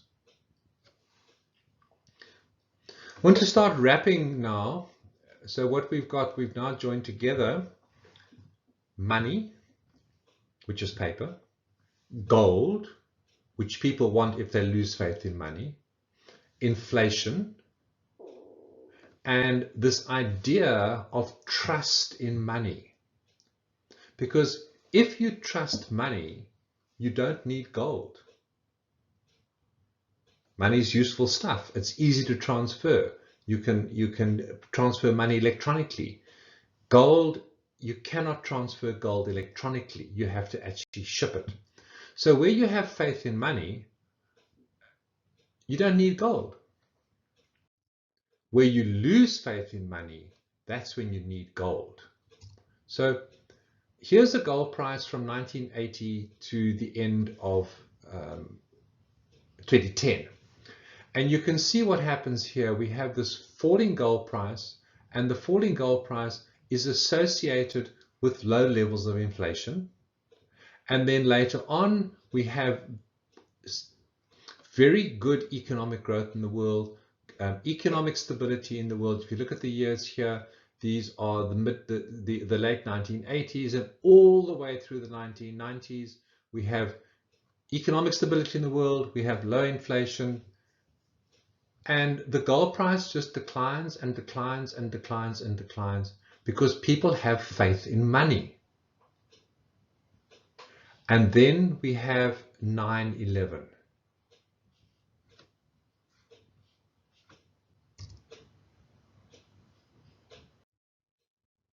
So now, if we look again, this is the same diagram. There's what we saw before. And I blanked out this thing over here, obviously. So here we have growing faith in money, growing trust in money, no need for gold because we trust money. And then we have 9/11. And suddenly the political landscape is different. And people begin to hedge their bets and they begin to hold gold.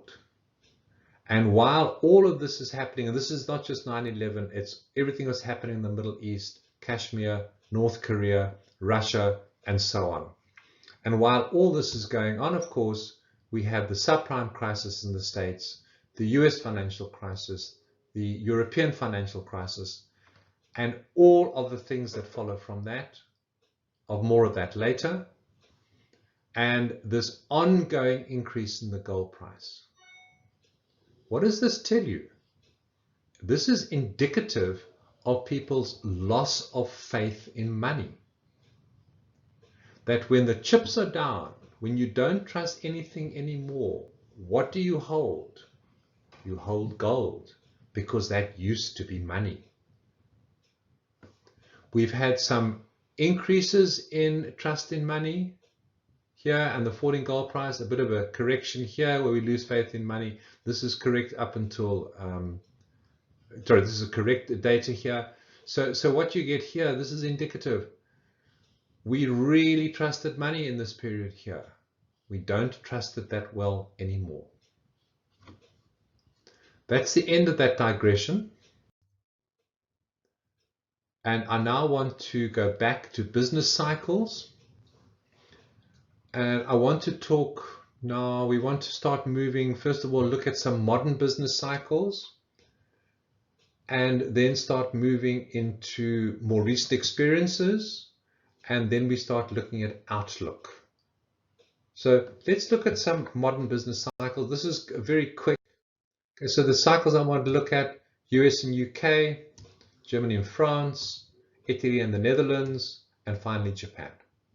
Okay. And it's a once over likely. We're not going to get into any analysis just yet. It's just very description of these business cycles.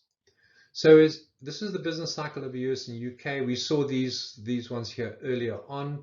This is the inflation busting recession here. So if you look at what's going on, that's your inflation busting recession here. We have a second recession here. If you look at the years, you may recall it's the so-called Gulf War. Gulf War, high oil prices, world recession as a result of the high oil prices. You can see it affecting both countries. We then get what is called the dot-com bubble in the early part of the 21st century, and of course the financial crisis there. So there's those four big recessions that you're seeing over that period in those two countries.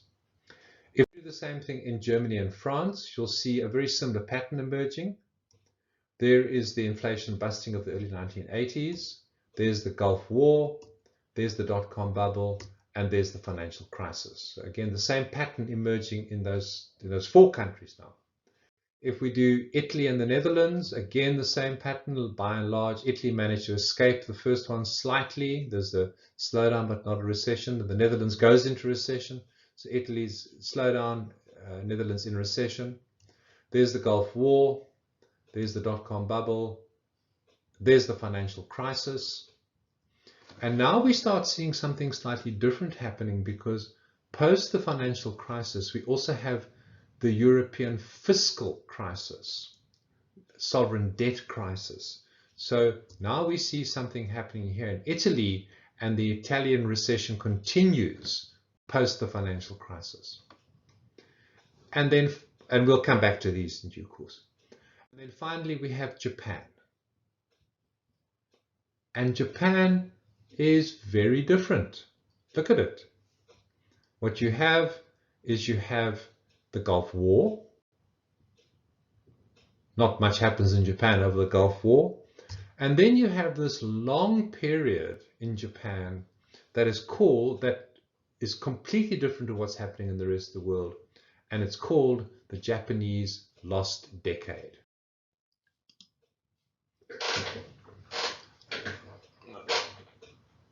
What happens in Japan is called the Lost Decade. I think if one is more precise, it actually should be called Japan's lost decades in plural. There are many factors that come together to drive the lost decades in Japan, and they are wealth bubbles, the bursting of the bubble, and there's a savings and spending crisis. This is followed by a banking crisis. It's followed by rising unemployment, deflation, and bad policy in the terms of monetary policy and fiscal policy.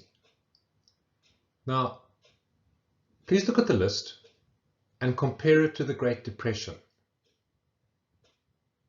There are only two things that are missing on this list from the Great Depression. The one is a drought, which didn't happen in Japan, and the second is what happened to world trade. But for the rest, this is just like the Great Depression on the one hand, and it also begins to explain the dot-com bubble on the other. Let's start off with the wealth bubble. What we have in Japan and what you're looking at here is Japanese interest rates. And the area I want to focus on are this dropping interest rates in the late 1980s. And the very, very low cost of borrowing as a result of this. If you look at this low cost of borrowing here, 2.5 percentage points, these are low costs of borrowing. So what did people in Japan do? Well, they started borrowing and they used the money, this very cheap money, to buy equity. So what we're looking at in this diagram here, this is the Japanese Nikkei, the Japanese share market. And you can see this huge increase in the share market. Compare it to the Dow Jones of the Great Depression. It's little different. So we're looking here, say, at an index of about 500, give or take, growing all the way up to an index of 40,000. I beg your pardon, 5,000. Sorry, I beg your pardon, 5,000 to 40,000. It's an 8-fold increase. The same thing happens with property. You can see here, look at this property price increase, residential property index, the index going from, in this case, it is 50, not 5,000, it is 50, going all the way up to about 230. People felt wealthier. This is a major positive wealth effect. So what did they do? They borrowed. And they borrowed to buy more equity and to buy more property. And of course, the more equity and more property they bought, the higher the price went, and the higher the price went, the more they borrowed, and the more they borrowed, the higher the price went. This was reinforced by growing levels of confidence in Japan. So if you look at retail sales, you can see this big increase in retail sales, a major wealth effect in Japan. And then the bubble is burst. And the Bank of Japan increases interest rates. This has the effect of bursting the bubble. And there it goes. So the equity bubble bursts, and look at this, an index of 40,000 down to about 18,000. That's a huge drop in the value. In fact, 10,000 earlier on. It's a huge drop in wealth effects. And you can see the dotted green line, the degree of the bubble. All of this here is bubble economics. It's not fundamental economics. This is what should have happened to the Nikkei, not that. The same thing happens with residential prices. The index now goes from an index of 230 or so all the way down to 80. And take note here, take note of the years. This is not just the 1990s. It continues. The property prices continue to fall in Japan. Of course, this has a major effect on consumer confidence. Look at that huge drop in confidence. It has a major effect on sales, because what people start doing is they start saving more and spending less. So all of that now is your wealth effect, confidence impacts on savings, and impacts on sales. But we also have a banking crisis in Japan. Now this is a rather complicated diagram, but it's fairly straightforward. What we're looking at here is we're looking at what are called non-performing loans. A non-performing loan is a loan that the debtor cannot pay the interest on the debt. If a debtor cannot pay the interest on the debt, there's a very good chance the debtor cannot pay the capital on the debt. What you're looking at along this green line here is the percentage of non-performing loans relative to GDP. Let's use this one here, which is a better one to use. So what you've got is, if you look at these non-performing loans from the beginning of that crisis all the way through here, non-performing loans are about 2.5% of GDP, and they increase all the way up to just over 8% of GDP. Please reflect on that number. Non-performing loans in Japan in the year 2000 were close to 10% of GDP.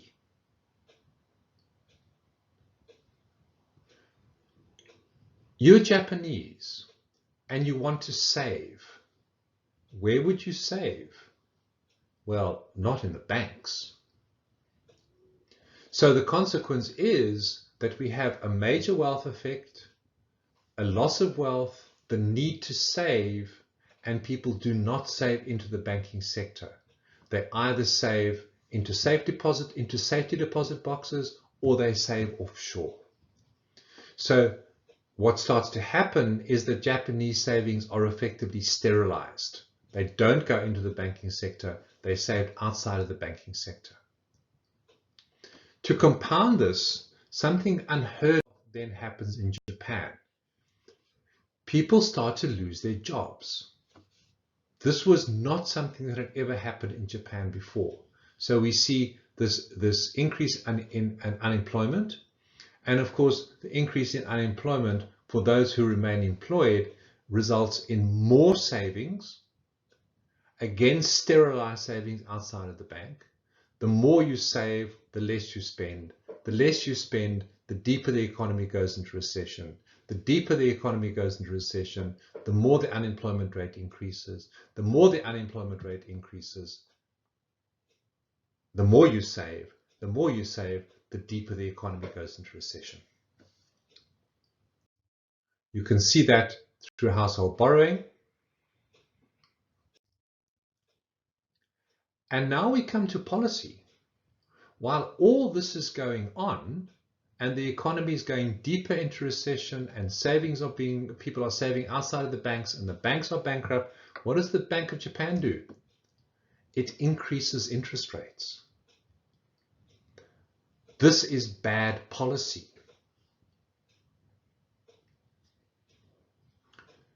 To compound the problem in Japan, what you also have is deflation. Deflation where prices are falling. So this is the Japanese inflation rate, and you can see sustained periods of deflation right throughout the period here where prices are falling. Now, it's important to understand the consequences of deflation. So let's begin to understand it. What's the impact on the real value of savings? Well, if I've got money in a safety deposit box, this year, using a 1,000 yen note, that 1,000 yen note buys me 1,000 yens worth of coffee. Next year, it buys me more because prices have fallen, which means that the savings that I'm holding is increasing in real value because of the deflation. What happens to the real value of debt? Well, that goes up because this year you owe 100 yen. This year you owe 1,000 yen and you earn 1,000 yen. Next year you owe 1,000 yen, but you're only earning 980 yen, and then 960, and then 940. So the nominal value of your debt remains unchanged, but the ability to repay that debt goes up and up and up.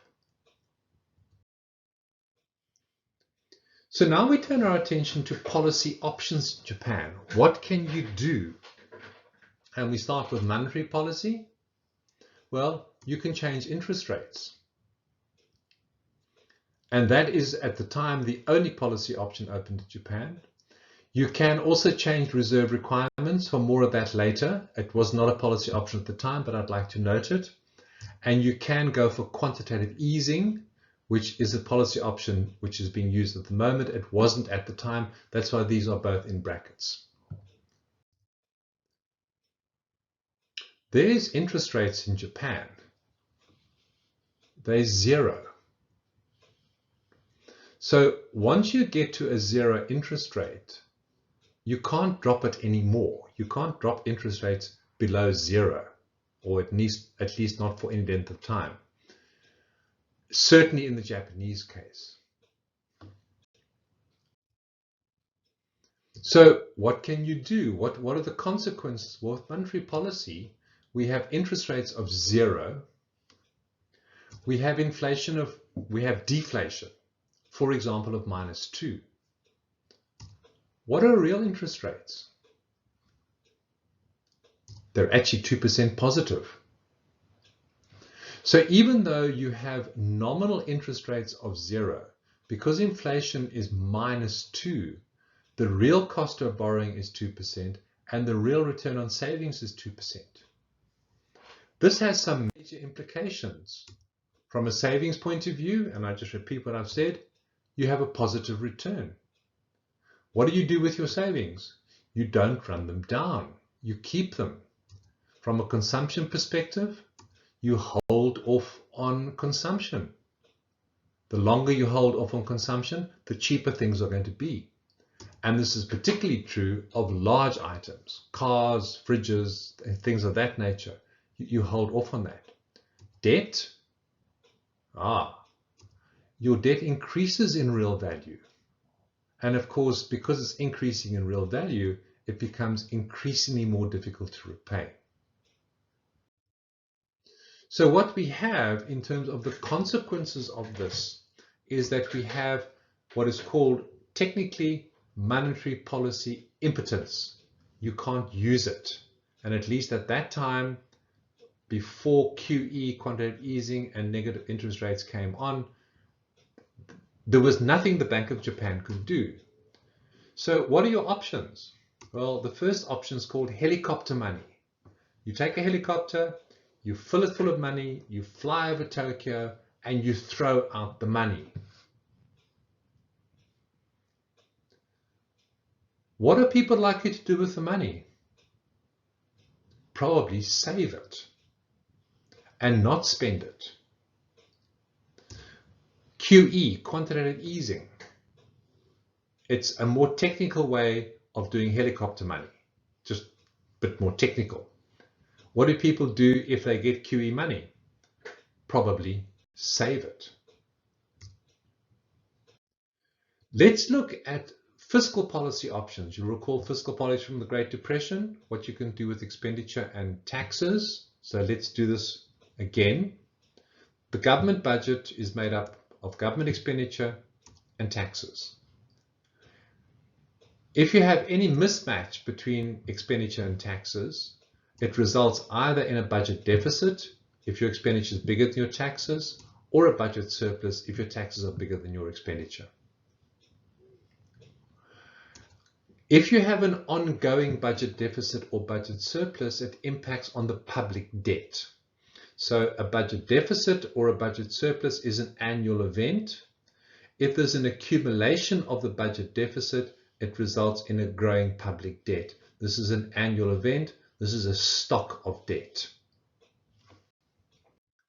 So in the Japanese perspective, what is the appropriate fiscal policy response? Well, you want to go for stimulation. So you increase government expenditure. You cut taxes. And you want to stimulate the economy. Unfortunately, there are certain international constraints to how big your budget deficit can be. And the first constraint is that your budget deficit relative to GDP, the international benchmark, is a maximum of 3%. Public debt relative to GDP, the international benchmark, is 60%. Once you start broaching the 3% budget deficit or the 60% public debt limit, markets do not trust what government is doing. They do not condone what government is doing. And people don't trust what government is doing because we've moved beyond fiscal prudence.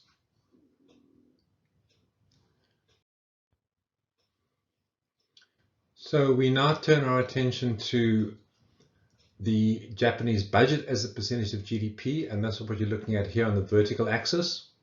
And we're looking at the number of years here, 1993 up till 2016 in this diagram here. And you can see that what happens is the government budget deficit increases all the way to about 11% of GDP. It then declines. We have some reasonable budget deficit here. And of course, we have this massive increase in the deficit here. Your 3% of GDP, there is 3% of GDP. And you can see that for most of this period here, the Japanese government budget deficit has well exceeded international norms.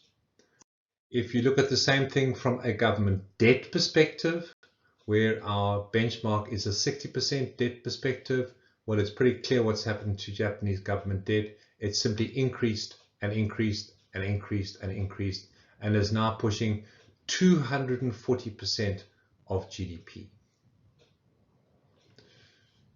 There are clearly consequences for these kinds of actions.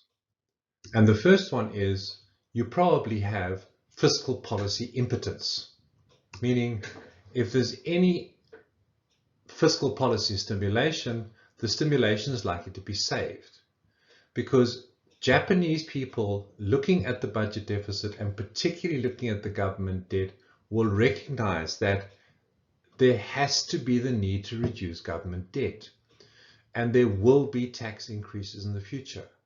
So any fiscal stimulus now, any tax cuts now, and you're a sensible person, what do? You save it. It's sterilized. So the consequence is that you can go for fiscal contraction, but that's just going to make it worse.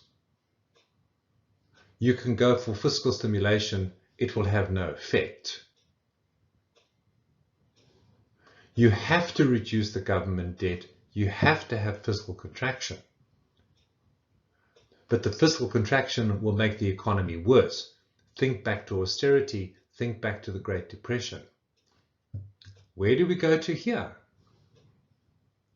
There is no simple answer. We could go for what is called Abenomics. Please read on that. It's not working. Or other potential long-term solutions.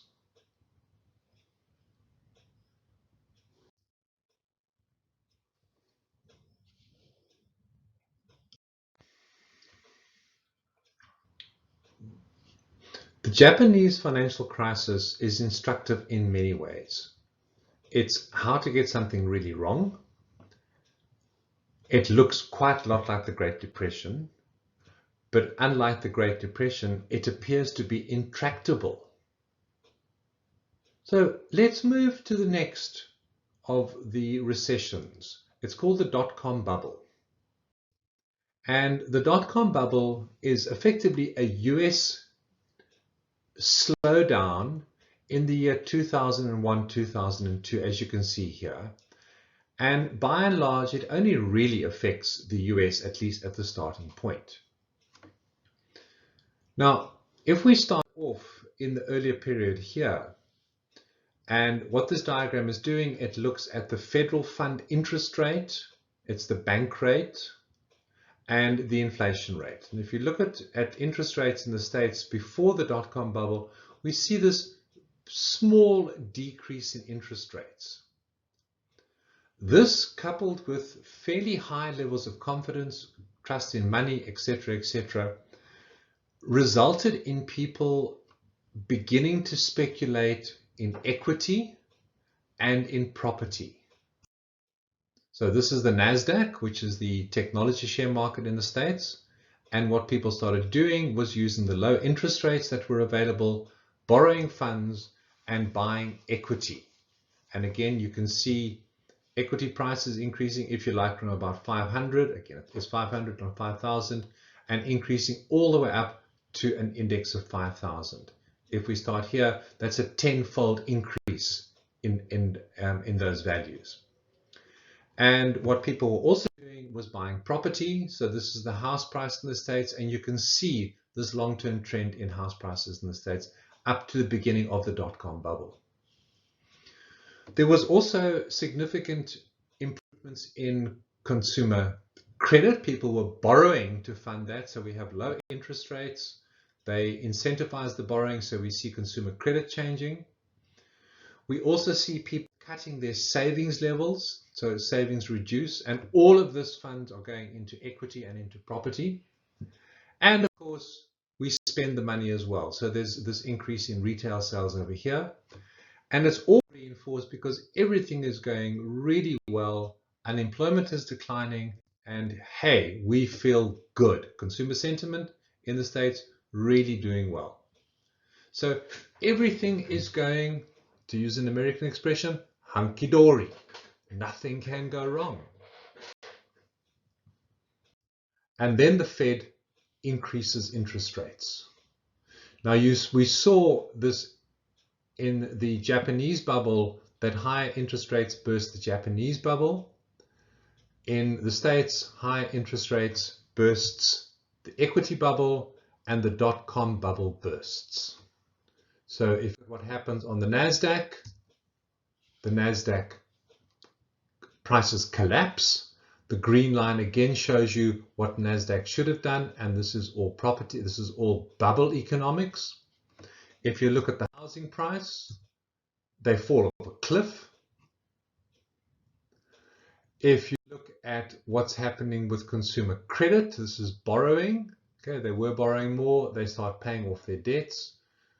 People start to save, you can see that increase in savings there. People stop spending. Confidence is down, there's your consumer credit down, and unemployment is up. It's a perfect storm. If we can summarize what happens, we get lower interest rates, we get stable economics, we get speculation in equity, speculation in property, borrowing to fund that. If you reflect for a moment, it's exactly like Japan. Now, the American authorities, while all this was going on, looked at Japan. They looked at the Japanese lost decade, and they decided whatever they did, they must not fall into the Japanese trap. So, if we go for a fiscal policy response, instead of the very tentative and small responses we saw in Japan, what did George do? George Bush. He cut taxes. It's the right thing to do. Okay, he cut them for the rich. That might not be the right thing to do, but he cut taxes. What did he also do? He increased government expenditure. It was the right thing to do. Okay, he went to war, but maybe it wasn't the right thing to do, but the increase in expenditure was the right thing to do. But if we view this now from a budget deficit perspective, here is the US budget deficit. So there's my 3% mark. You can see the budget deficit under Bill Clinton declines into a budget surplus here. That's the Clinton surplus. And then under George, we have this increase in budget deficit well beyond the international norms. So the second area of policy that you can go for are monetary policy responses.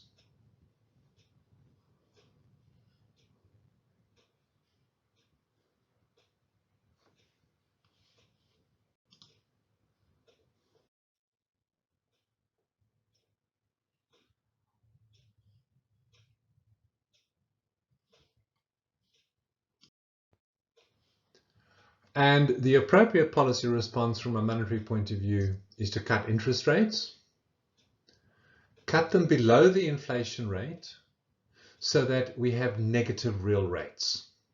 In other words, interest rates are below the inflation rate, and that is unlike what happened in Japan and unlike what happened in the Great Depression. In the Great Depression, we saw interest rates, real interest rates went up, and in Japan, of course, real interest rates were positive. In the American case, real interest rates are negative, which you can see in this diagram.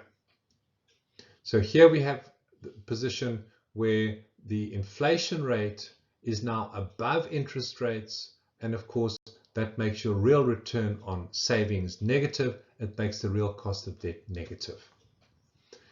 This was the right thing to do. So if we have a fiscal policy response to stimulate the economy, we have a monetary policy response to stimulate the economy. The thing that was misguided was that these are your policy responses here. Yet that is the dot-com bubble. So what you have is you have 2 years, not even of depression, but really effectively just of a slowdown, and then massive increases in stimulation. So we have fiscal stimulation, we have monetary stimulation, and that money had to go somewhere.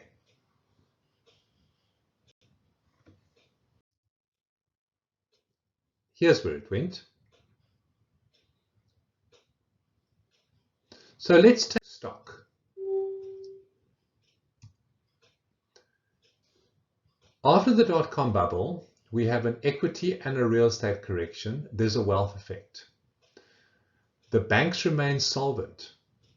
That's different to Japan. So people who were saving into the banking sector. But what you also have is you also have this major stimulus. It continues at least to 2006, which is 5 years after the slowdown ends. That feeds into confidence. There's more money, there's more borrowing, there's more spending, and the spending goes on stuff as well as on equity, as well as on property, and then on subprime. Let's have a look at the numbers. So there's the drop in savings as a result of dot-com. Low interest rates, negative interest rates. What do? Hee-haw, borrow. There's my increase in debt. If real rates are negative, there's no point in saving, so savings declines. And for some reason, retail sales do decline. We won't dwell on that one here. And while all of this is going on, there's 2 other contributing factors. The first one are changes in financial markets, and the second are changes in emerging markets. In financial markets, we have a number of asset market developments, structural developments. And the first one is that we have the securitization of assets, where previously assets were simply sold as they were. You have a housing bond, you sell your housing bond on. Now you are securitizing it. You're rolling it up into a ball, so nobody can see inside that ball. But there are clever people who can see inside that ball. They're called the rating agencies. So the rating agencies can look inside your securitized asset and give it a rating. But just to make sure that nothing can go wrong, or if things do go wrong with the rating, at least you go for a credit default swap. It's an insurance policy. If the rating agency got it wrong and the securitized asset went bank, was no longer a decent asset, had lost its value, you're insured against it. And you're insured with AIG. And then we also have the lending at the subprime level. Now the subprime level is lending to what at the time were called the ninjas. Ninjas, no income, no job. Those are ninjas. There's a lot of reasons that there was subprime lending to the ninjas. Look at the readings and you'll see what those reasons were. But the net effect is that the subprime assets, the assets underlying the subprime, were securitized, they were rated, they were insured, and they were sold throughout the world. In banks, banks have got asset tiers, tier 1, tier 2, tier 3. And they take the securitized assets, which is rated by the rating agencies, and they put it in these tiers. If the rating of an asset were to decline and it's a tier 1 asset, it then moves to tier 2 and tier 3. Banks have to have assets in tier 1.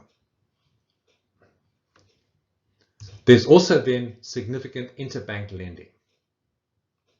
In emerging markets, two other factors happen, and we've said this before. There's a big build-up in the oil price in the build-up to the financial crisis, but there's no increase in inflation because emerging markets are keeping prices down on non-petroleum product goods. And there's also major savings in emerging markets, which helps to fuel the debt in the rich world. And then the subprime crisis kicks in. So the teaser loans kick in. The teaser loans, you borrowed subprime, you didn't have to pay in the first year. And then your loans only kick in very slowly month after month in the second year. As those teaser loans kick in and people can no longer afford them, people leave their houses. Where there are tenants, tenants are evicted. The slide becomes an avalanche. Prices fall off the roof, fall off the cliff. The US banks become insolvent. US banks had sold their assets, stroke debt, to European banks. European banks become insolvent. The European governments rescue their banks. And so the European governments become insolvent. That, in a nutshell, is the financial crisis. Let's look at the numbers behind it. Here's the US house price index. It falls off a cliff. Dow Jones, equity in America, it falls off a cliff. Look at the value of the drop. Consumer sentiment, more cliff-like stuff. Unemployment goes up and then declines later on. Debt, well, while all of this is happening, you begin to pay off your debt. So you're saving, you're not spending. And the process unfolds. Share markets start to drop. In the financial markets, banks no longer lend to each other. Interest rates are cut. There's massive bank rescues around the world. Investment banks cease to be. This impacts on the real economy. Jobs are lost. Consumer confidence is down. And there's a world recession, which all feeds into the European debt crisis. Very briefly, in emerging markets, there's a flight out of emerging markets, and what starts off as a financial crisis in the US becomes a sovereign debt crisis in the States, becomes an emerging market crisis, and becomes a world crisis. And the next three diagrams simply show the spread of this subprime crisis starting in the States across the world. So you'll see this is GDP in 2007. There's your financial crisis in the US. There's a little bit here in France. There's clearly some happening in the UK. By 2008, the green shows bad economic conditions. So you can see now this financial crisis is deepened in the States through Mexico. It now begins to affect Europe generally.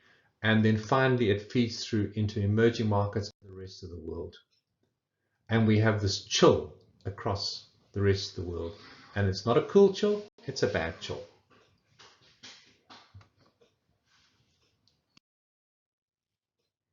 So just as we had a look in Japan, in the Great Depression, and in the dot-com bubble at policy responses, let's look again at the policy responses in the face of this financial crisis.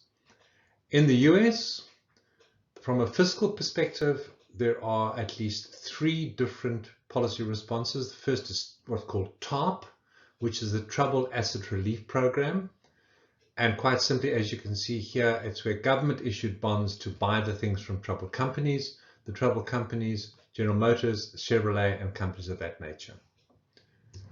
We also have a monetary response. The monetary response is called quantitative easing, or QE, and that is where the Federal Reserve, in other words, the American Central Bank, issues bonds, federal bonds, to buy government bonds. Let's put that in simple words. It's where the American Central Bank prints money to buy US government bonds.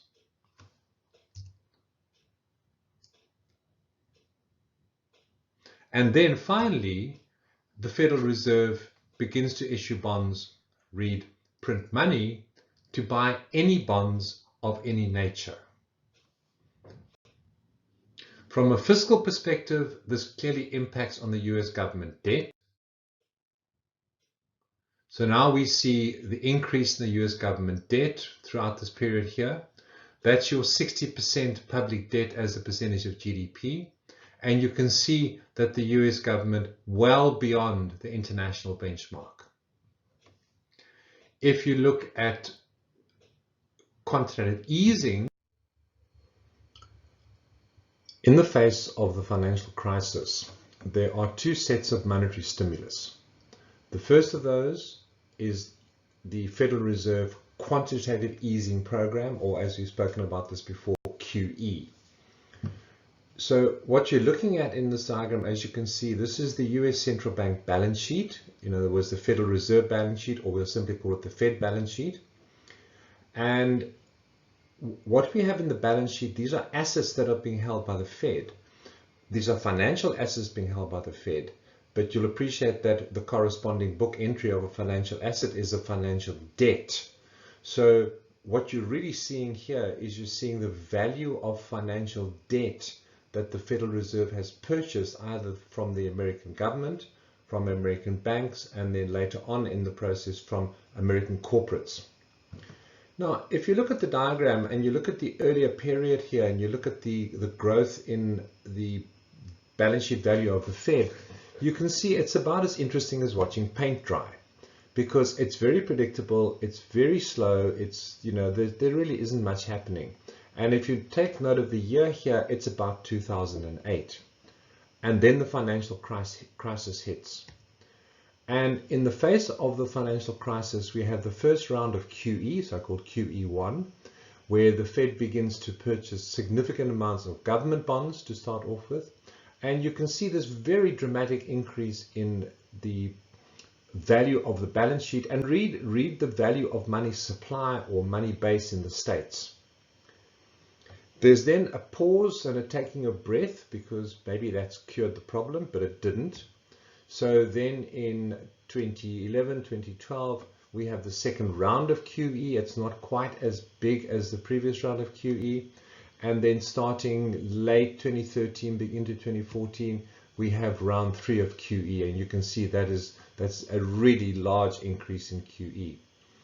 So what one has here is a significant paradigm shift between how the Fed and other central banks behaved prior to the financial crisis, where the increase in asset value was slow, predictable, and, you know, don't rock the boat, to these very dramatic increases in the asset value, and of course bond purchases. As an aside, and it's not important yet in the conversation, but you'll notice here on the right hand side there is some easing in the value of the Fed balance sheet, meaning that the Fed is reducing its quantitative easing holding. This is called tapering. We've mentioned tapering once or twice before. It's not important here. It becomes important later on in discussions on outlook, and then later on in monetary economics. However, what is really important here are the values. So if you look at what you've got here, is that the Federal Reserve balance sheet increase, if we just take it, you know, very, very simple numbers, from $100 trillion all the way up to about $4.5 trillion. That's a lot of money. In fact, it's a lot of money. It's $3.5 trillion increase in the amount of money which the Fed has actually created. If you like, it's 350% increase. This is a huge increase, and it's something that we have to ask the question, and we'll ask the question many times now. Where did this money go?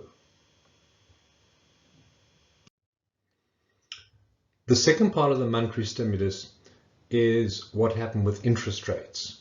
Obviously, where interest rates is the cost of borrowing. So where the central bank balance sheet and QE is the Federal Reserve physically putting more money into the system, the second part of that kind of the monetary stimulus is the cost of borrowing outside of QE. And we're focusing on the area where the circle has just come up. So we're focusing on the period from beginning 2009 up until even 2017, 2018. And the variables we focus on here are the Fed fund rate, the blue line, which is the interest rate that the American Central Bank, the Federal Reserve, charges the commercial banks in the States, by and large, and the US Consumer Price Index, or the US inflation rate. And when one looks at the two variables, you need to understand that the true cost of borrowing is the after inflation cost of borrowing. So the blue line, the Fed fund rate, is the nominal cost of borrowing, but what the banks will pay back after inflation is in fact the real cost of borrowing. So what one needs to do is we need to look at the inflation rate relative to the nominal rate, and any difference is the real cost of borrowing.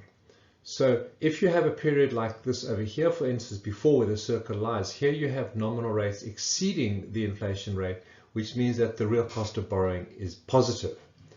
In this period here where the circle is, the inflation rate is above the nominal rate, which means that the real cost of borrowing is negative. In other words, you're borrowing at, say, a quarter of a percentage point, and while you borrowed that quarter percentage point, the cost of the value of money declines by, in decimal points, about 4%.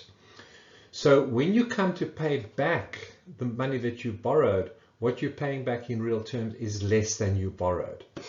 This is clearly a major stimulatory that banks, in this case, or people, if we use a rate different to the Fed fund rate, banks and people are being paid to borrow.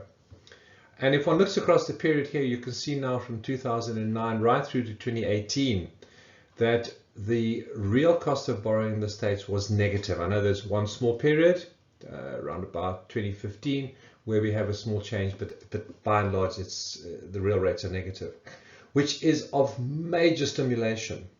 And even in 2018, late 2017, where nominal interest rates were increasing, you can see the increases in nominal rates, interest rates increasing over here. The fact that the inflation rate was also increasing meant that real rates remained negative.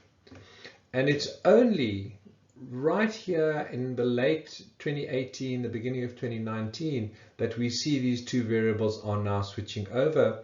And what you have is you have the Fed fund rate now exceeding the inflation rate by the tiniest amount possible, which means that in the States, real interest rates as measured by the Fed fund rate and the American inflation rate have just become positive.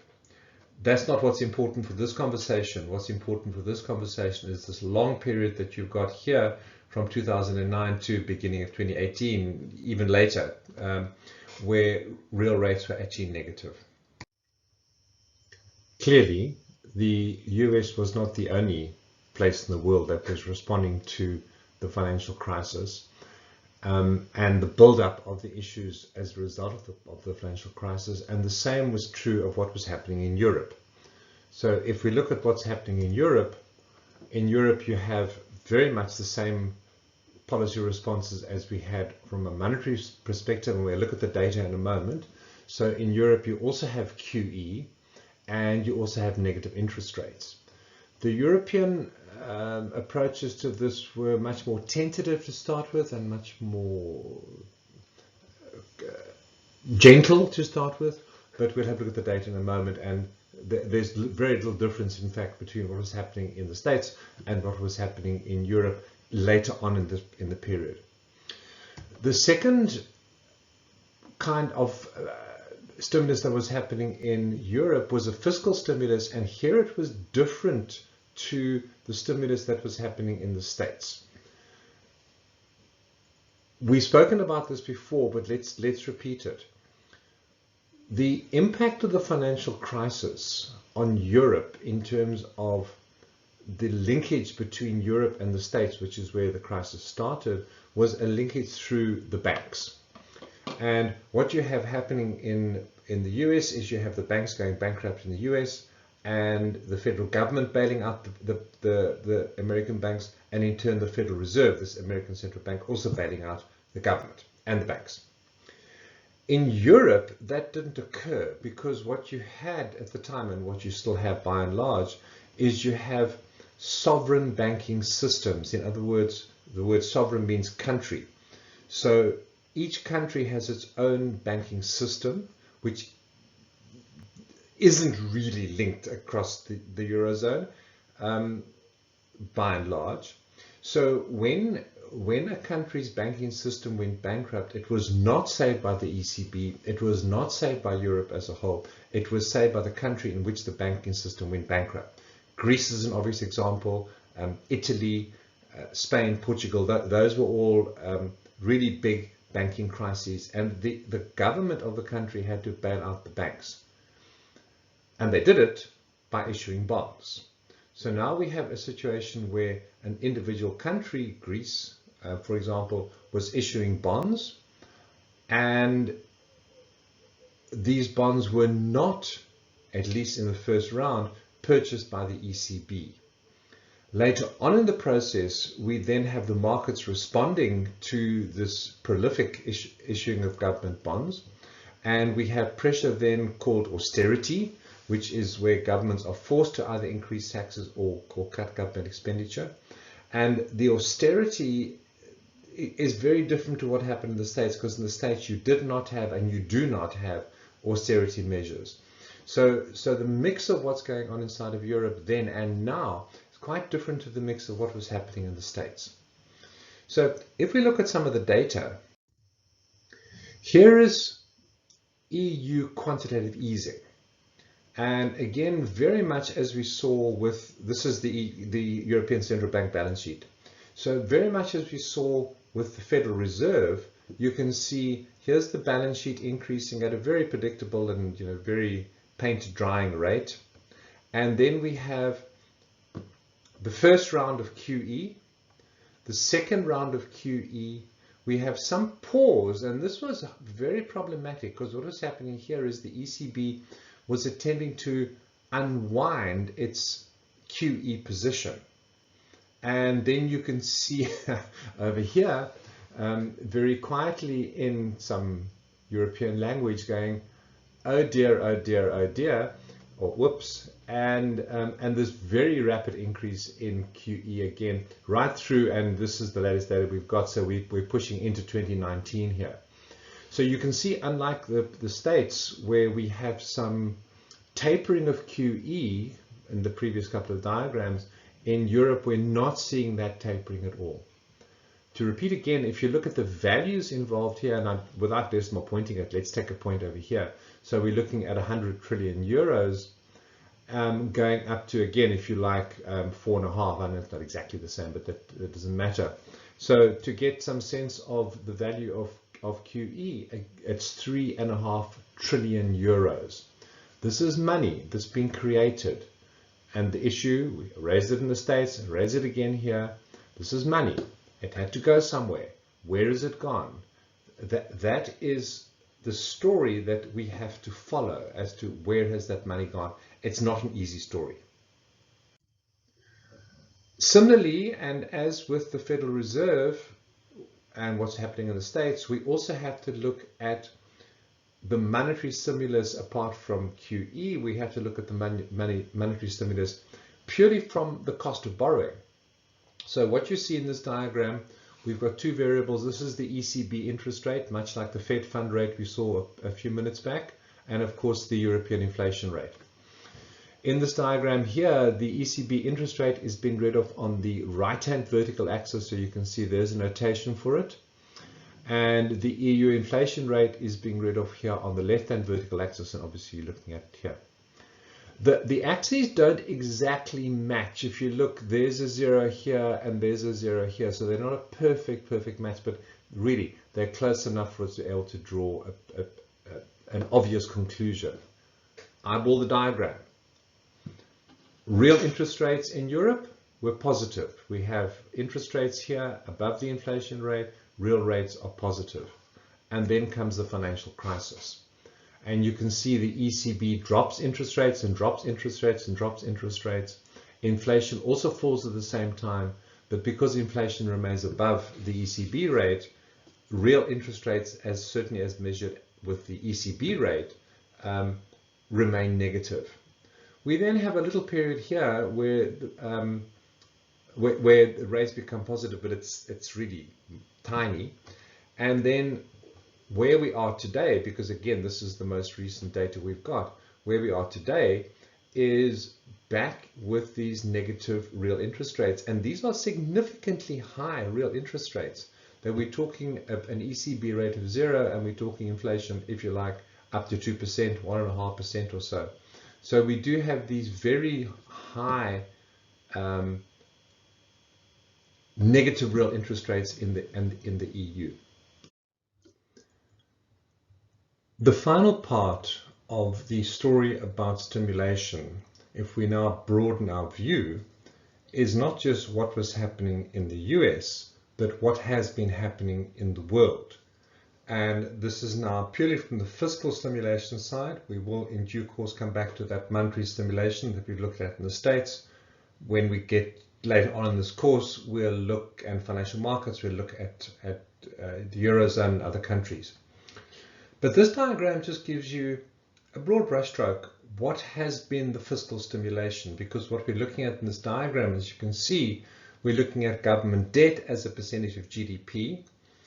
Here we're looking at the years 2007, the blue, 2012, the red, and 2018, the most recent data. You'll recall from our discussion about Japan that the international benchmark of the maximum that this ratio should be is 60%. Which is the vertical red line in the diagram. Eyeball the diagram. Okay, so which countries are currently below the limit? Well, there's only one, and that is Sweden. For the rest, all countries, to a larger or lesser extent, are over that 60% limit. And I think the alarming thing about looking at this, it's not just that countries are over the limit, it's that some of the important countries, that they are still growing beyond the limit. So if you take the US, for example, you're looking here, the blue line in 2007, public debt is about 65% of GDP. By 2012, it is just peaking over 100% of GDP. And now it is peaking closer to 110% of GDP. So the debt continues to grow.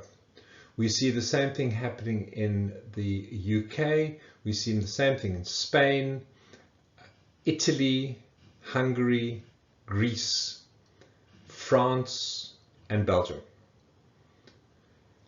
Fortunately, there are some more conservative countries where this has been going down. So in the case of the Netherlands, even though it exceeds the 60% mark, the Dutch are bringing back their debt. So you can see how the debt has gone from the 2012 mark back to the 2018 mark. So as a portion is declining. We can see the same thing happening in Japan, surprisingly, from everything that we've said before. Germany is a similar situation, as is Canada. The fact remains that what one's seeing in here is that this debt is the consequence of major fiscal stimulation for a variety of reasons, which we'll come back to. Predominantly, or a lot of it was to save the sovereign banking systems of these countries, particularly the European banking systems. But the fact is, it remains. So irrespective of the cause, it still remains. Which brings us to the current policy position. So we take stock. What does the world look like? We've just seen a moment ago. There's excessive public debt across the rich world. Debt is not something that is particularly easy to pay off, and if you're going to do it in a responsible way. In Europe, we've had low interest rates and in some cases negative interest rates, which means that people, banks, corporates have been paid to borrow, and we've had quantitative easing.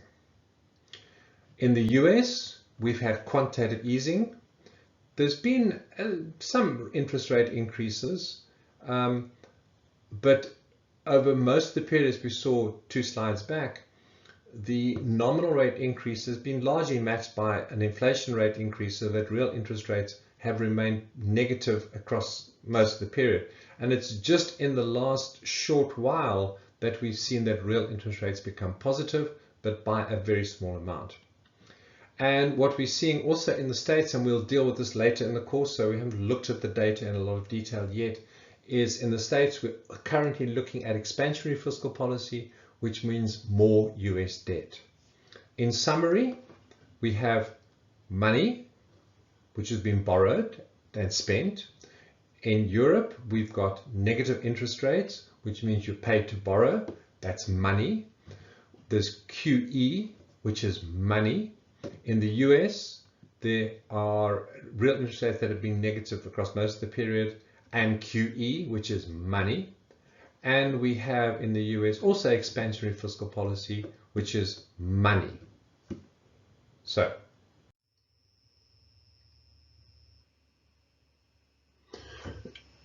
So this slide concludes the part of the conversation that we've had before, that we've been having, which is the financial crisis and the policy responses to the financial crisis and how they're built up. And there are really 3 big issues that we have to consider, which we won't do now because this is a summary slide. But there are three big issues we have to consider, and we open up these issues in the rest of this economics course.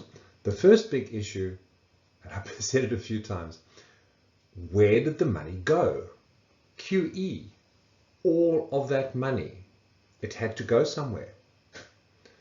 The negative interest rates and all of the borrowing that you're being paid to borrow, where did that money go?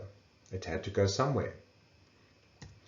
The second issue is the current fiscal stimulus that we're seeing in the States.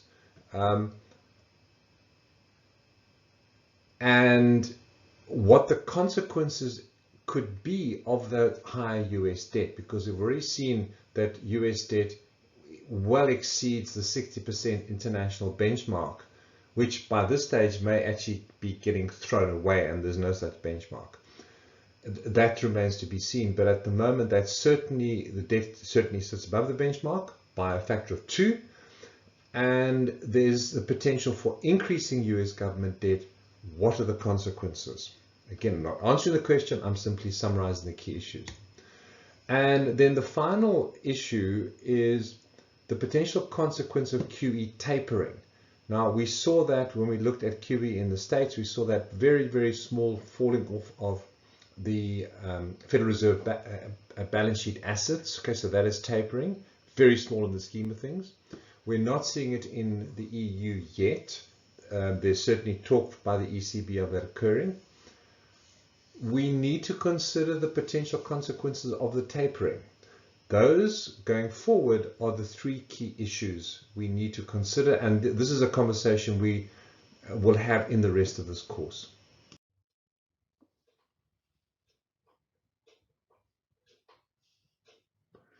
We now come full circle back to business cycles and how we want to use some of the components we put in place to begin to look into the future. So what we're going to do is we're going to begin to forecast the outlook for the Dutch economy. And the way we're going to do it is we're going to take the list of factors that we had way back in this discussion, and we're going to put that list on a scale of 1 to 10, where 1 is bad, 10 is great, and 5 is neutral. And of course, the factors we want to have a look at are the ones that we've listed before, so politics, the state of the world, etc., etc. So we're going to look at the data, we're going to then rank each of these factors and using the ranking, take a view on the outlook for the Dutch economy. So obviously, the starting point of any assessment of the outlook for the Dutch economy probably needs to start with what the Dutch economy looks like right at the moment. So what this diagram shows you, as you can see, it shows you Dutch GDP growth. These are effectively annualized values. And if one looks at the diagram, you can see the Dutch economy starting 2013 or so. There's been from a recession, 2013, pulled out of the recession just before 2014, late 2013, and there was some fairly healthy growth all the way through 2015, 16, 17, 18. Okay, when I say healthy growth, I mean it's healthy growth in a European context. It's not healthy growth in a Chinese or Indian context, but leave that aside. And what we can see here is starting late 2017 into 2018 is there was some slowing down of the rate of change. It's not recession, it's slowing down, kind of slow down. But more significantly here in the beginnings, late 2018, beginnings of 2019, there has been a tailing off in that growth, and quite a significant tailing off in that growth. This is the latest data which is available.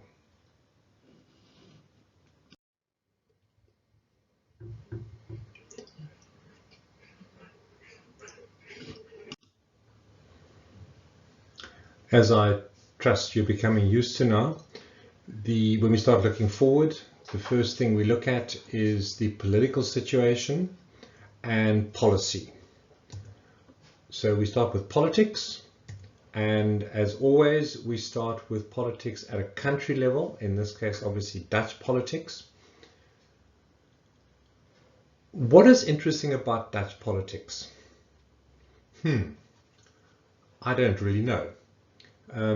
There was a number of things that were interesting with Dutch politics, but it seems to have all settled down to be pretty stable Dutch politics. So I'm going to pass on from Dutch politics to go to somewhere which, from an economic perspective, is a bit more turbulent, and that, of course, is Europe. So now we look at regional politics, and within the regional politics, clearly, Brexit and the uncertainty around Brexit. Possibly by the time this lecture is aired, Brexit will have come and gone, and Britain will have slipped off into the Atlantic and never to be heard of again. I certainly hope not, but who knows. But Brexit, the fact is that Brexit is causing major uncertainty. The second thing, of course, that is problematic, and we've seen this, we saw this a little while back in the same conversation, is the European debt crisis, that countries are in debt. And the final component that is problematic in Europe now is, of course, not just the fact that Italy, France are moving possibly towards recession, but also because of the political changes that we're seeing in Italy, with the coalition in Italy and the real tensions in that coalition.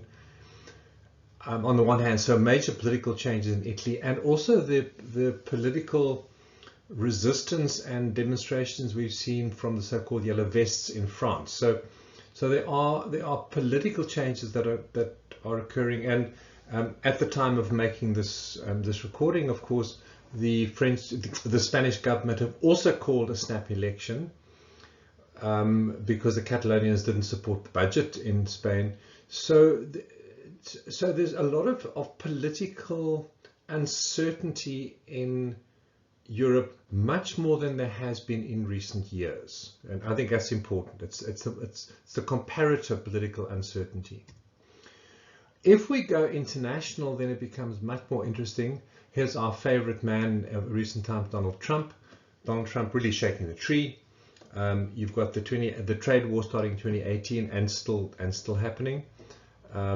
At the time of this recording, which was before the March 2019 deadline, of the tightening of the tariffs on Chinese imports. Let's see what that does after this recording, and when we're actually in the class, and we can talk about that then. And of course, the government shutdowns, the wall, and so on. So Donald really is shaking the tree. What's happening in the Middle East? Iran is problematic. Turkey, sort of in the Europe side, obviously not the Middle East. And then, of course, the kind of political pressure that's coming out of Russia. Not so much the politics in Russia. Politically, Russia is very stable. There's a lot of support for the Vladimir Putin inside of Russia, but it's the Russian influence in the rest of the world that makes the world an interesting place. So those are that's politics, and we take stock. That's politics, more or less stable, and there are obviously things in the Dutch politics which are problematic, but it's stable. In the region, less so, and because of those three big components, and internationally even less so, and because of those three big components and others. Once we have a sense of politics, we then have a sense of policy, and here obviously we talk now Dutch policy. Dutch policy is generally sound, as we discussed in class. I don't think there's really time or need to go into Dutch politics here in this particular recorded lecture, but Dutch policy is generally sound. Of course, if Brexit happens, the first place that's going to take the real knock from Brexit is Rotterdam. So I hope it doesn't happen for all of our sakes. So what assessment? Well, my assessment, as you can see, it's less than neutral. And it's less than neutral because of the politics of what's happening in. It's less than neutral, not because of what's happening in the Netherlands. There's stability, by and large, in the Netherlands politically, and there's good policy. But it's outside of the Netherlands, so it's regional. Without repeating myself, it's international. So I am in a situation from a Dutch perspective of being less than neutral, but not significantly less than neutral. So I'm going kind of with a 4.5.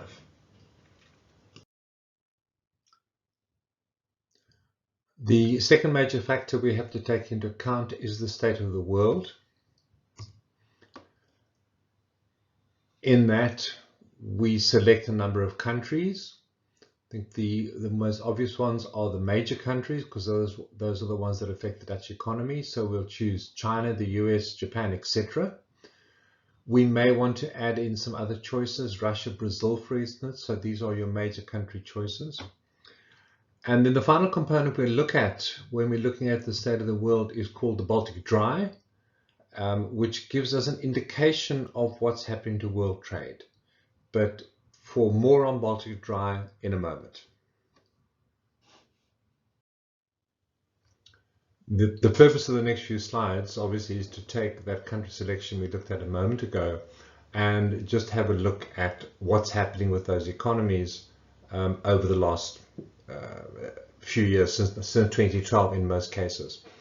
So what we have here is we start off with China, and you can see that the Chinese economy, the growth in the Chinese economy has been slowing and slowing and slowing and slowing. And over here, you can see what it could possibly be a little deceleration in that growth rate.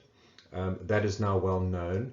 The fact is, though, that if you look at the values from a European perspective, this is the best you can possibly imagine. Maybe from a Chinese perspective, whoops, we're not doing as well as we could do.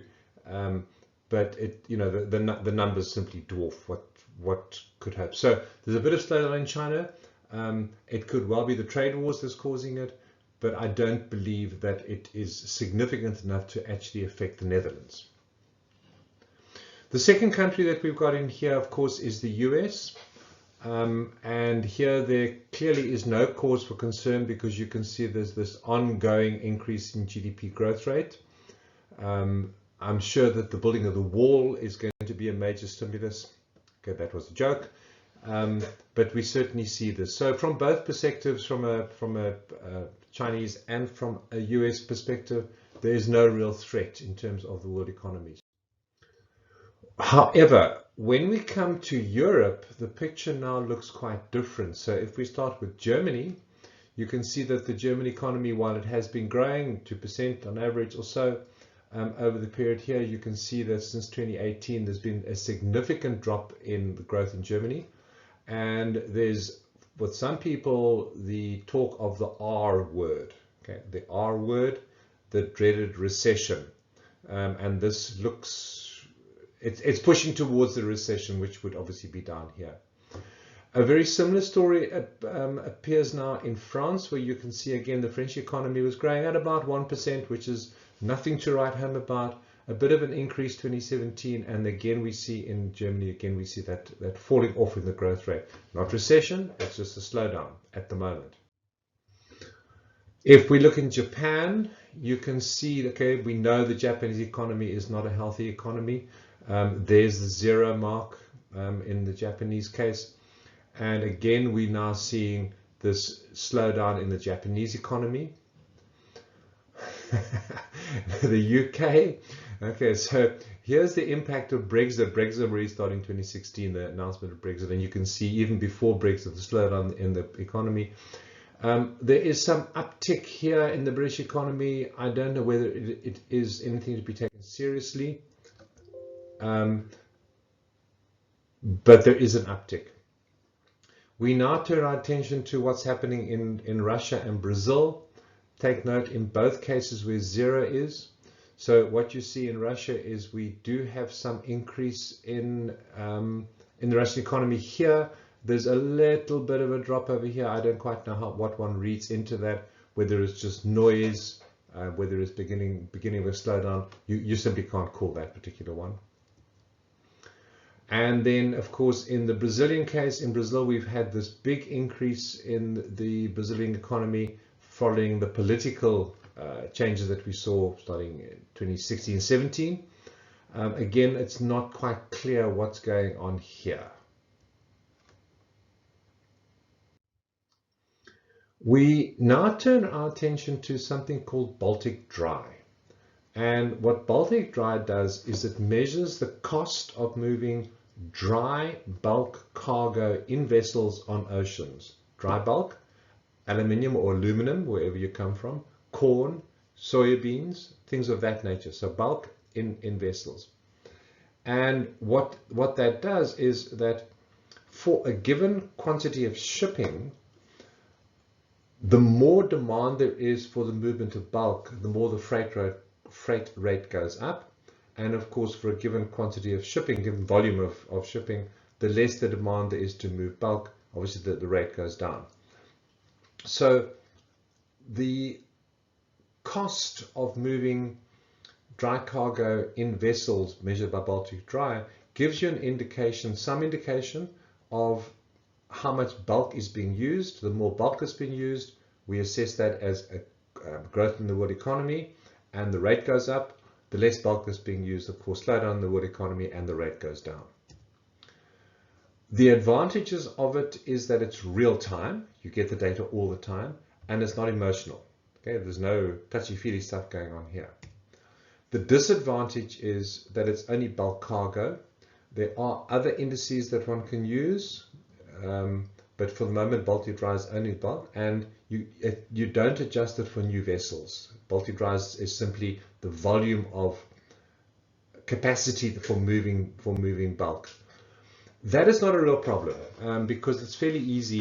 If Baltic Dry becomes important to you, it's fairly easy to adjust for new vessels. A quick Google will tell you how much capacity has changed, whether it's gone up or it's gone down. So here is the Baltic Dry, and you can see how the cost of moving cargo dropped here between 2014 and 2016. You can see the increase in the freight rate of cargo, and there hasn't really been much volumetric change in the number of vessels. And over here, this one here, I do mark it. This one here, it's virtually impossible to tell whether this is a trend change, whether we have a drop off here in Baltic Dry, or whether it's just noise and this trend continues. It's only a space that we watch. We don't know what's going on in here. So with that in place, the world economy and its impact on the Netherlands, China's not bad, although slowing. US seems to be doing quite well. Europe is highly problematic. What evaluation does one give? Well, given that Europe is a major trading partner of the Netherlands, and we see slowdown in there, it's not an optimistic picture. The question is it neutral? Is it positive? Is it negative? It's not positive. Is it neutral? Possibly. I've gone for the pessimistic view, so I've gone for a measure of 4.5. As we said before, this is a democracy. I'm not imposing my views on you. I'm simply giving you a structure in which to think. You can call whatever you think that the evaluation for the state of the world and its impact on the Netherlands is. We now turn our attention to wealth effects. You'll recall that wealth affects how wealthy do you feel, and that wealth impacts on how much you're likely to spend. Wealth is held as equity, meaning shares, retirement annuities, cash, and so on, and real estate or housing.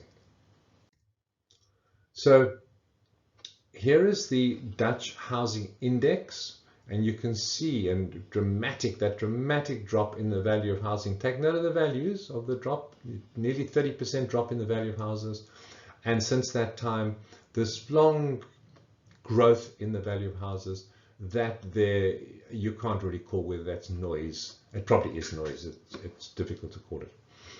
So, and of course, the second part of the wealth effect is equity. So here we look at the Dutch share market, and you can see that there has been some constant values in shares here from 2017 or so, right through 2018, then a big sell-off in 2018, which is a lot to do with what's happening in the States and the trade wars, and a bit of an increase here starting 2019.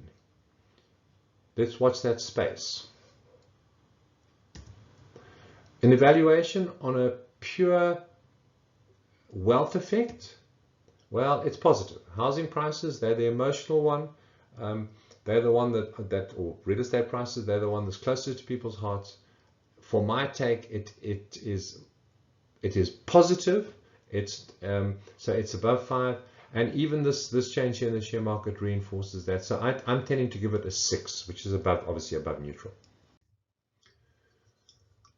We now, in the Dutch case, look at exports, export prices, major exports. Well, in the Dutch case, there is no single major export. Okay, so it's unlike a number of countries where you would look at one particular export. Tourism is an export, or oil is an export, or palm oil is an export. In the Dutch case, there is no single export. The big one here, if you look at the 13% mark, which is oil, we'll come back to that and we put that in a separate category. But here you have a smorgasbord of exports. Although they are, if you look at them, there's machinery, there's electronics, there's pharmaceuticals. So a lot of the stuff here is manufactured goods in various ways. What is not in this list is shipping, because shipping obviously is a big component of the Dutch exports. These are products rather than services. So we hold shipping, but shipping is a big deal. And then if we look at who the trading partners are, now this is important. 80% of Dutch exports remain in Europe. And the German economy, the French economy, we didn't look at Belgium, and the UK economy to a lesser extent are all slowing. We need to factor that in the evaluation. We've already concluded that the outlook in Europe is not great.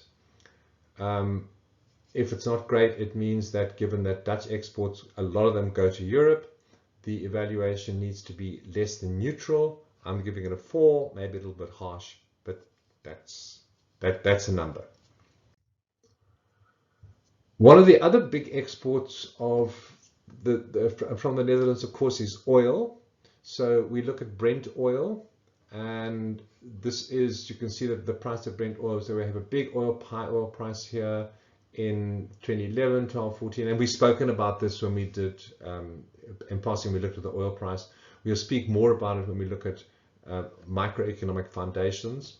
We then get this big drop off here in the oil price, which you'll see later on as shale. Since 2016, take note of the value of oil, $40 a barrel. It increases, and then 2018 we get this very dramatic increase in the oil price here, and subsequent to that a drop off in the oil price even down to the top 50s, 58, 57 per barrel. And this is the latest data at the time that this slide was recorded. And we can see some pickup here in the value of oil, in the price of oil. So what do we call this? Well, I don't think that this is as important as that. This huge drop in the oil price starting over here in 2008 with the financial crisis, a further drop here which is driven by shale. These are good times. These are good times here when the oil price is up at $100 a barrel. They're not good times when it's down to $50 a barrel. So even though there's been some increase just in the last few weeks on the oil price, we give it an evaluation. Well, we'll go neutral on this one. We were a bit hard on the previous one, so we go neutral. It's important to watch the space. I think that is the issue here. But for the moment, it's a neutral evaluation. The next factor on our list is banking. Okay, and what we're looking at here, these are your so-called tier 1 assets. So what's the capital to your risk-weighted assets? You can see here are the less stable banking systems in Europe. The Netherlands sits here, Sweden, Switzerland sit way up here. The Dutch banking system, in comparison to many countries in Europe, is stable, it's positive. Give it a value 6.5. The actual value is debatable, but it certainly is more than it's positive. So in summary then, we have politics and policy, and it's the international perspective. We gave it a 4.5. The state of the world, which is predominantly from a Dutch perspective, the state of Europe because of its exports, a 4.5. We said this before, natural events are important, but they really are important after the event. It's very hard to call them before the event because they are, by their very nature, natural events. We've discussed that before. Climate change may well be able to preempt the outlook for natural events, but at the moment, we're simply going to stick with a 5. Major exports was a 4 because of Europe. Oil price, we have it as a 5, which is a neutral one. Wealth effects was a 6 because that really is positive, and banking is a 6.5. And that, as an average, gives us 5.1. So the conclusion we draw based on this very simple assessment is that the outlook for the Dutch economy is at best neutral, slightly nose over the wall positive, but probably closer to neutral. One of the things that this particular schematic does not do, it doesn't give you a weighted average. And you'll recall from much earlier on in the conversation we had around economic fluctuations, the two big ones, these are the two big ones. Okay? The rest of it, okay, they're important, but these are the two big ones. And politically, we are less than optimistic. From a state of the world, from the Dutch perspective, we're less than optimistic. So it's very probable that this thing here is being over-optimistic. It's being over-optimistic on the outlook for the Dutch economy. The final part of the conversation that we're having on economic fluctuations and outlook is now that we have taken a position of looking from the fundamentals of the various factors that cause the turning points of business cycles and thinking about this in a deep way, We now have a look at some of the available indicators which may help us confirm the position that we've taken or may call into question the position that we've taken. So there are a number of different kind of indicators that one can use for forward-looking indicators. We've already used Baltic Dry as a coinciding indicator to us where we, from a trade perspective, where we are in the business cycle. But the indicators that one may want to use as leading indicators are the leading indicators themselves, which is a composite set of indicators. It includes things like vehicle sales, job adverts, business plans passed, and so on. I know I'm being slightly loose on this one because different countries have different compositions of their leading indicators index. So if you want to know what is in the leading index of a particular country, you have to go and look at that for that particular country. It is well described in tradingeconomics.com for the leading indicators for different countries. The second of the indicators that we want to use is business and consumer confidence. We've spoken about that way back when at the beginning of this conversation that we were having, how business confidence changes and how it impacts on expenditure, how consumer confidence does the same. Now we look at business confidence and consumer confidence as a key leading indicator. The third one that we look at is what is called the Purchasing Managers Index, or typically abbreviated to PMI. And the fourth one that we look at is, of course, the equity markets, because they're also forward-looking. So if we start with the leading indicators, they are, as you can see from the slide, designed to forecast changes in the business cycle. So they're doing specifically what we want to achieve here. They do need to be seen alongside the coinciding indicators. The best coinciding indicator is, of course, GDP itself. You can use Baltic Dry as another indicator, and there are others which we haven't gone into this conversation. The advantage of the leading indicators is they're technical, meaning they're not really emotive. They are quantitative things which we can measure. The disadvantage of the leading indicators is they're often out of date. So you have to balance off the advantages and disadvantages as you use them. So now we put the theoretical discussion we had a moment ago into practical context. What you're looking at in this diagram, I'm using South Africa because it's a very good illustration of the use of leading indicators. Is you're looking at two indicators here. You're looking at the leading indicators index and the coinciding indicators index. The leading index, by its very name, it leads what is expected to happen to the economy. The coinciding indicator runs along with the economy. If you like, it's not entirely correct, but it's good enough that the coinciding indicator is a measure of GDP. What we've got in this diagram here is we have the leading indicator shown as the blue line, and the coinciding or the business cycle as shown by in GDP as the red line.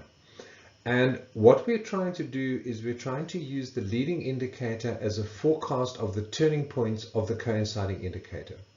We're trying to use the leading indicator as a forecast of the turning points of a business cycle. And let's have a look at it. If you take this first period here, you can see how the economy is slowing down, the red line.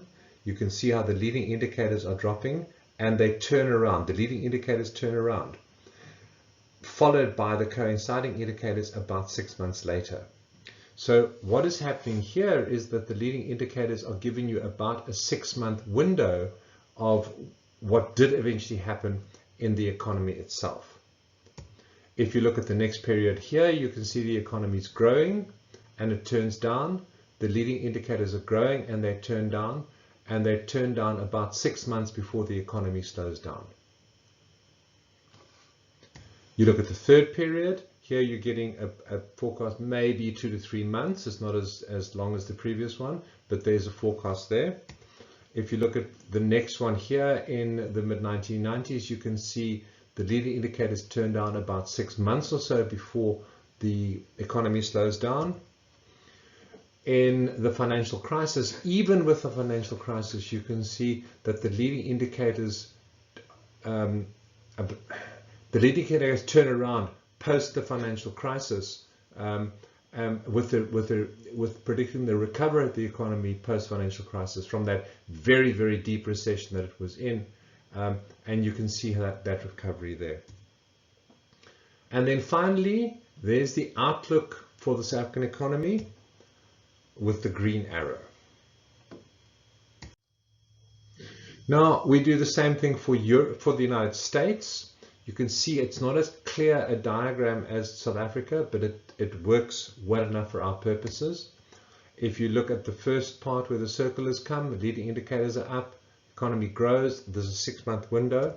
Here is a very nice illustration of the use of the leading indicators. Leading down, economy slows down about 6 months later. There's in the with the Gulf War, you can see the end of the Gulf War, you can see another one occurring. The recovery from the financial crisis, you can see again being led by the leading indicators. So it's forecasting that the beginnings of the recovery there. And there's the outlook for the US economy shown as the green line in the diagram, and of course that circle around the green line. So that's the outlook for the US economy based on the leading indicators. If we do the same thing for Europe without using all the animation and wasting time, you can see there's a good forecast, there's a good forecast, there's a good forecast, there's a good forecast, and the green line showing us the outlook for the European economy. Okay, there's the outlook for the European economy. We can now cut through to some simpler diagrams which we get from trading economics now that you see how the leading and coinciding indicators work together. So now all we really need are the leading indicators. This is the case in Japan, and you can see what the leading indicators are suggesting is going to happen in Japan, which is not a good thing. Here we have the Chinese leading indicators index. It kind of ties up with what we saw with the state of the Chinese economy. The Chinese economy is growing, the leading indicators are going up, and more recently you can see that that's reinforcing what's happening in China. This little tail towards the end here is anybody's guess. It could be noise, it could be a downturn. There's nothing definitive you can say about that little tail. The next of the indicators is the Purchasing Managers Index, or the PMI. And this is a measure of the orders which are being placed by purchasing managers. So in a company, you have sometimes somebody called a purchasing manager, and they ensure that the company has got the raw materials or the inputs or the intermediate products or whatever the company happens to do to ensure that the production line does not slow down. If the company expects to sell less, the purchasing managers purchase less in anticipation of lower production, lower sales, and obviously if they expect to sell more, then the reverse, and PMI goes up. It's typically divided in most countries, but not always, between manufacturing and services. The advantage of the PMI is that it's very useful if you don't have a leading indicator. And you'll notice that with the leading indicators I showed you, there was only a selection of indicators, and many countries did not have leading indicators. You use PMI when it's not available, or you use PMI as a second measure against the leading indicator. The disadvantages of PMI, it's always out of date because the data has to be collected, and obviously there's some emotion attached to PMI decisions. Purchasing managers are humans just like the rest of us. They make mistakes, they take views, and those views can be influenced by emotions, and obviously they can be wrong. So here we will look at the European PMIs, and what we're looking at here, we're looking at European Manufacturing Purchasing Management Index and Services PMI. And then take note of the most latest data, which is the ones that we're interested in. European Manufacturing PMI is down quite significantly. Services PMI is down quite significantly, and it begins to tie back to what we've seen in Europe, the actual performance of Europe, the leading indicators in Europe, and now you're starting to see that with both of the PMI indices. If we look at India, it's the first time we're really having a look at India. India also has manufacturing and services. This is a service index here. And in both cases, India has we have Indian manufacturing PMI is up, services up, but be reticent about this one because these could just be noise in the scheme of things. Because, you know, if you look at this long period here and there's ups and downs, So I'm highlighting it with a circle, not necessarily convinced this is anything of a trend break. Now, we're evaluating the Dutch economy. Here's the Dutch manufacturing PMI. There is no services in the Dutch economy, even though there are services. Oh dear. I think our pessimistic view on the outlook for the Dutch economy is being borne out by the pessimism of purchasing managers. The PMI is down. We look at China. Now, again, there's manufacturing and services. With manufacturing, you have this downward trend in the PMI. Again, I'm a little bit reticent about the trend because it could just be noise. If you look at all this stuff, there's just noise. There's no real trend. This could well be noise. It could be the change of a trend. One cannot, I don't think, draw a definitive conclusion because of all the noise you've seen historically over here. Then the Chinese services PMI, again, it's probably just noise. There's no, I don't believe, any conclusive story to be told about the services PMI in China. The next of the indicators that we use, which ties right back to the beginning of this conversation about economic fluctuations and outlook, is confidence, because that's how we started. So, and obviously business and consumer confidence. So, the advantage, hey, it tapped right into the emotive heart of people. What are people feeling? How does it make you feel? The disadvantage is that it taps into the emotive heart of people, which clearly people think about things, they're positive, they're negative, which is a good thing, but it also can be a bad thing because people make mistakes. The second disadvantage of either of the confidence indices is that the data is delayed. It's never real time. It's collected and delayed in that sense. But we use it as part of a portfolio of indices. So if we look at these indices here, we start off with the EU, business confidence and consumer confidence, and the red mark, the red arrows that you've got in here shows you the neutrality part of the confidence. So in the EU, 0 is neutral, and of course from a consumer confidence perspective, 0 is neutral. Yes. Yeah, oh dear, you are a cheerful lot in Europe, aren't you? So if we look at business confidence is down in Europe, and so this ties back to the leading indicators. It ties back to what we see happening in Germany and France, and consumers are reflecting that. So again, this information we're seeing here starts to tie back, and I do believe that a clear pattern is beginning to emerge here, and that Europe probably faces economic headwinds. If we focus specifically on the Netherlands, again, 0 is there, so it has been above 0. 0, and the consumer confidence is here. And we look at the recent changes from a business perspective, that Dutch business confidence is down, but it's not like we saw in Europe. It's more nuanced. But from a consumer perspective, it looks like we're falling off a cliff. So the conclusion, we had some pessimistic views on the Dutch economy. I believe that they are being borne out by the Dutch consumers. That I don't think is noise. I think that's a clear trend. To a lesser extent, it's being borne out by business confidence. It's not clear that is a trend break or whether it's noise. It's probably a little bit of a change, but it's not a definitive change. We look at China.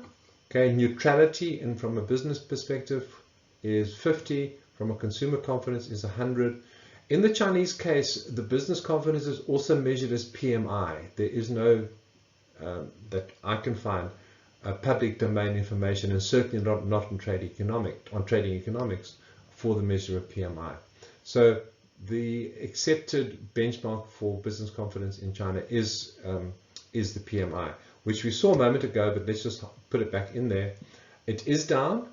And I believe that one can be called a trend break. So we do see some drop in purchasing in China, but from a consumer perspective, wow, we've got this really big, confident Chinese consumers, but there is some.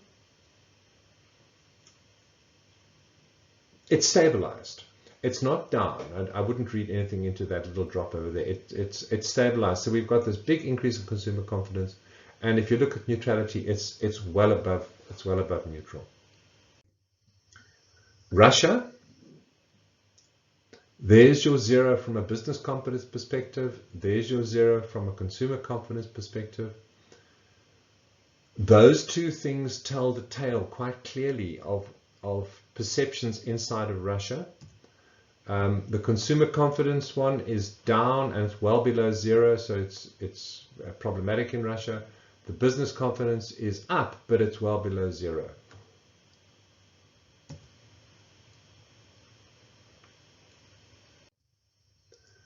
And the final indicator that we have are equity markets, share markets, stock markets.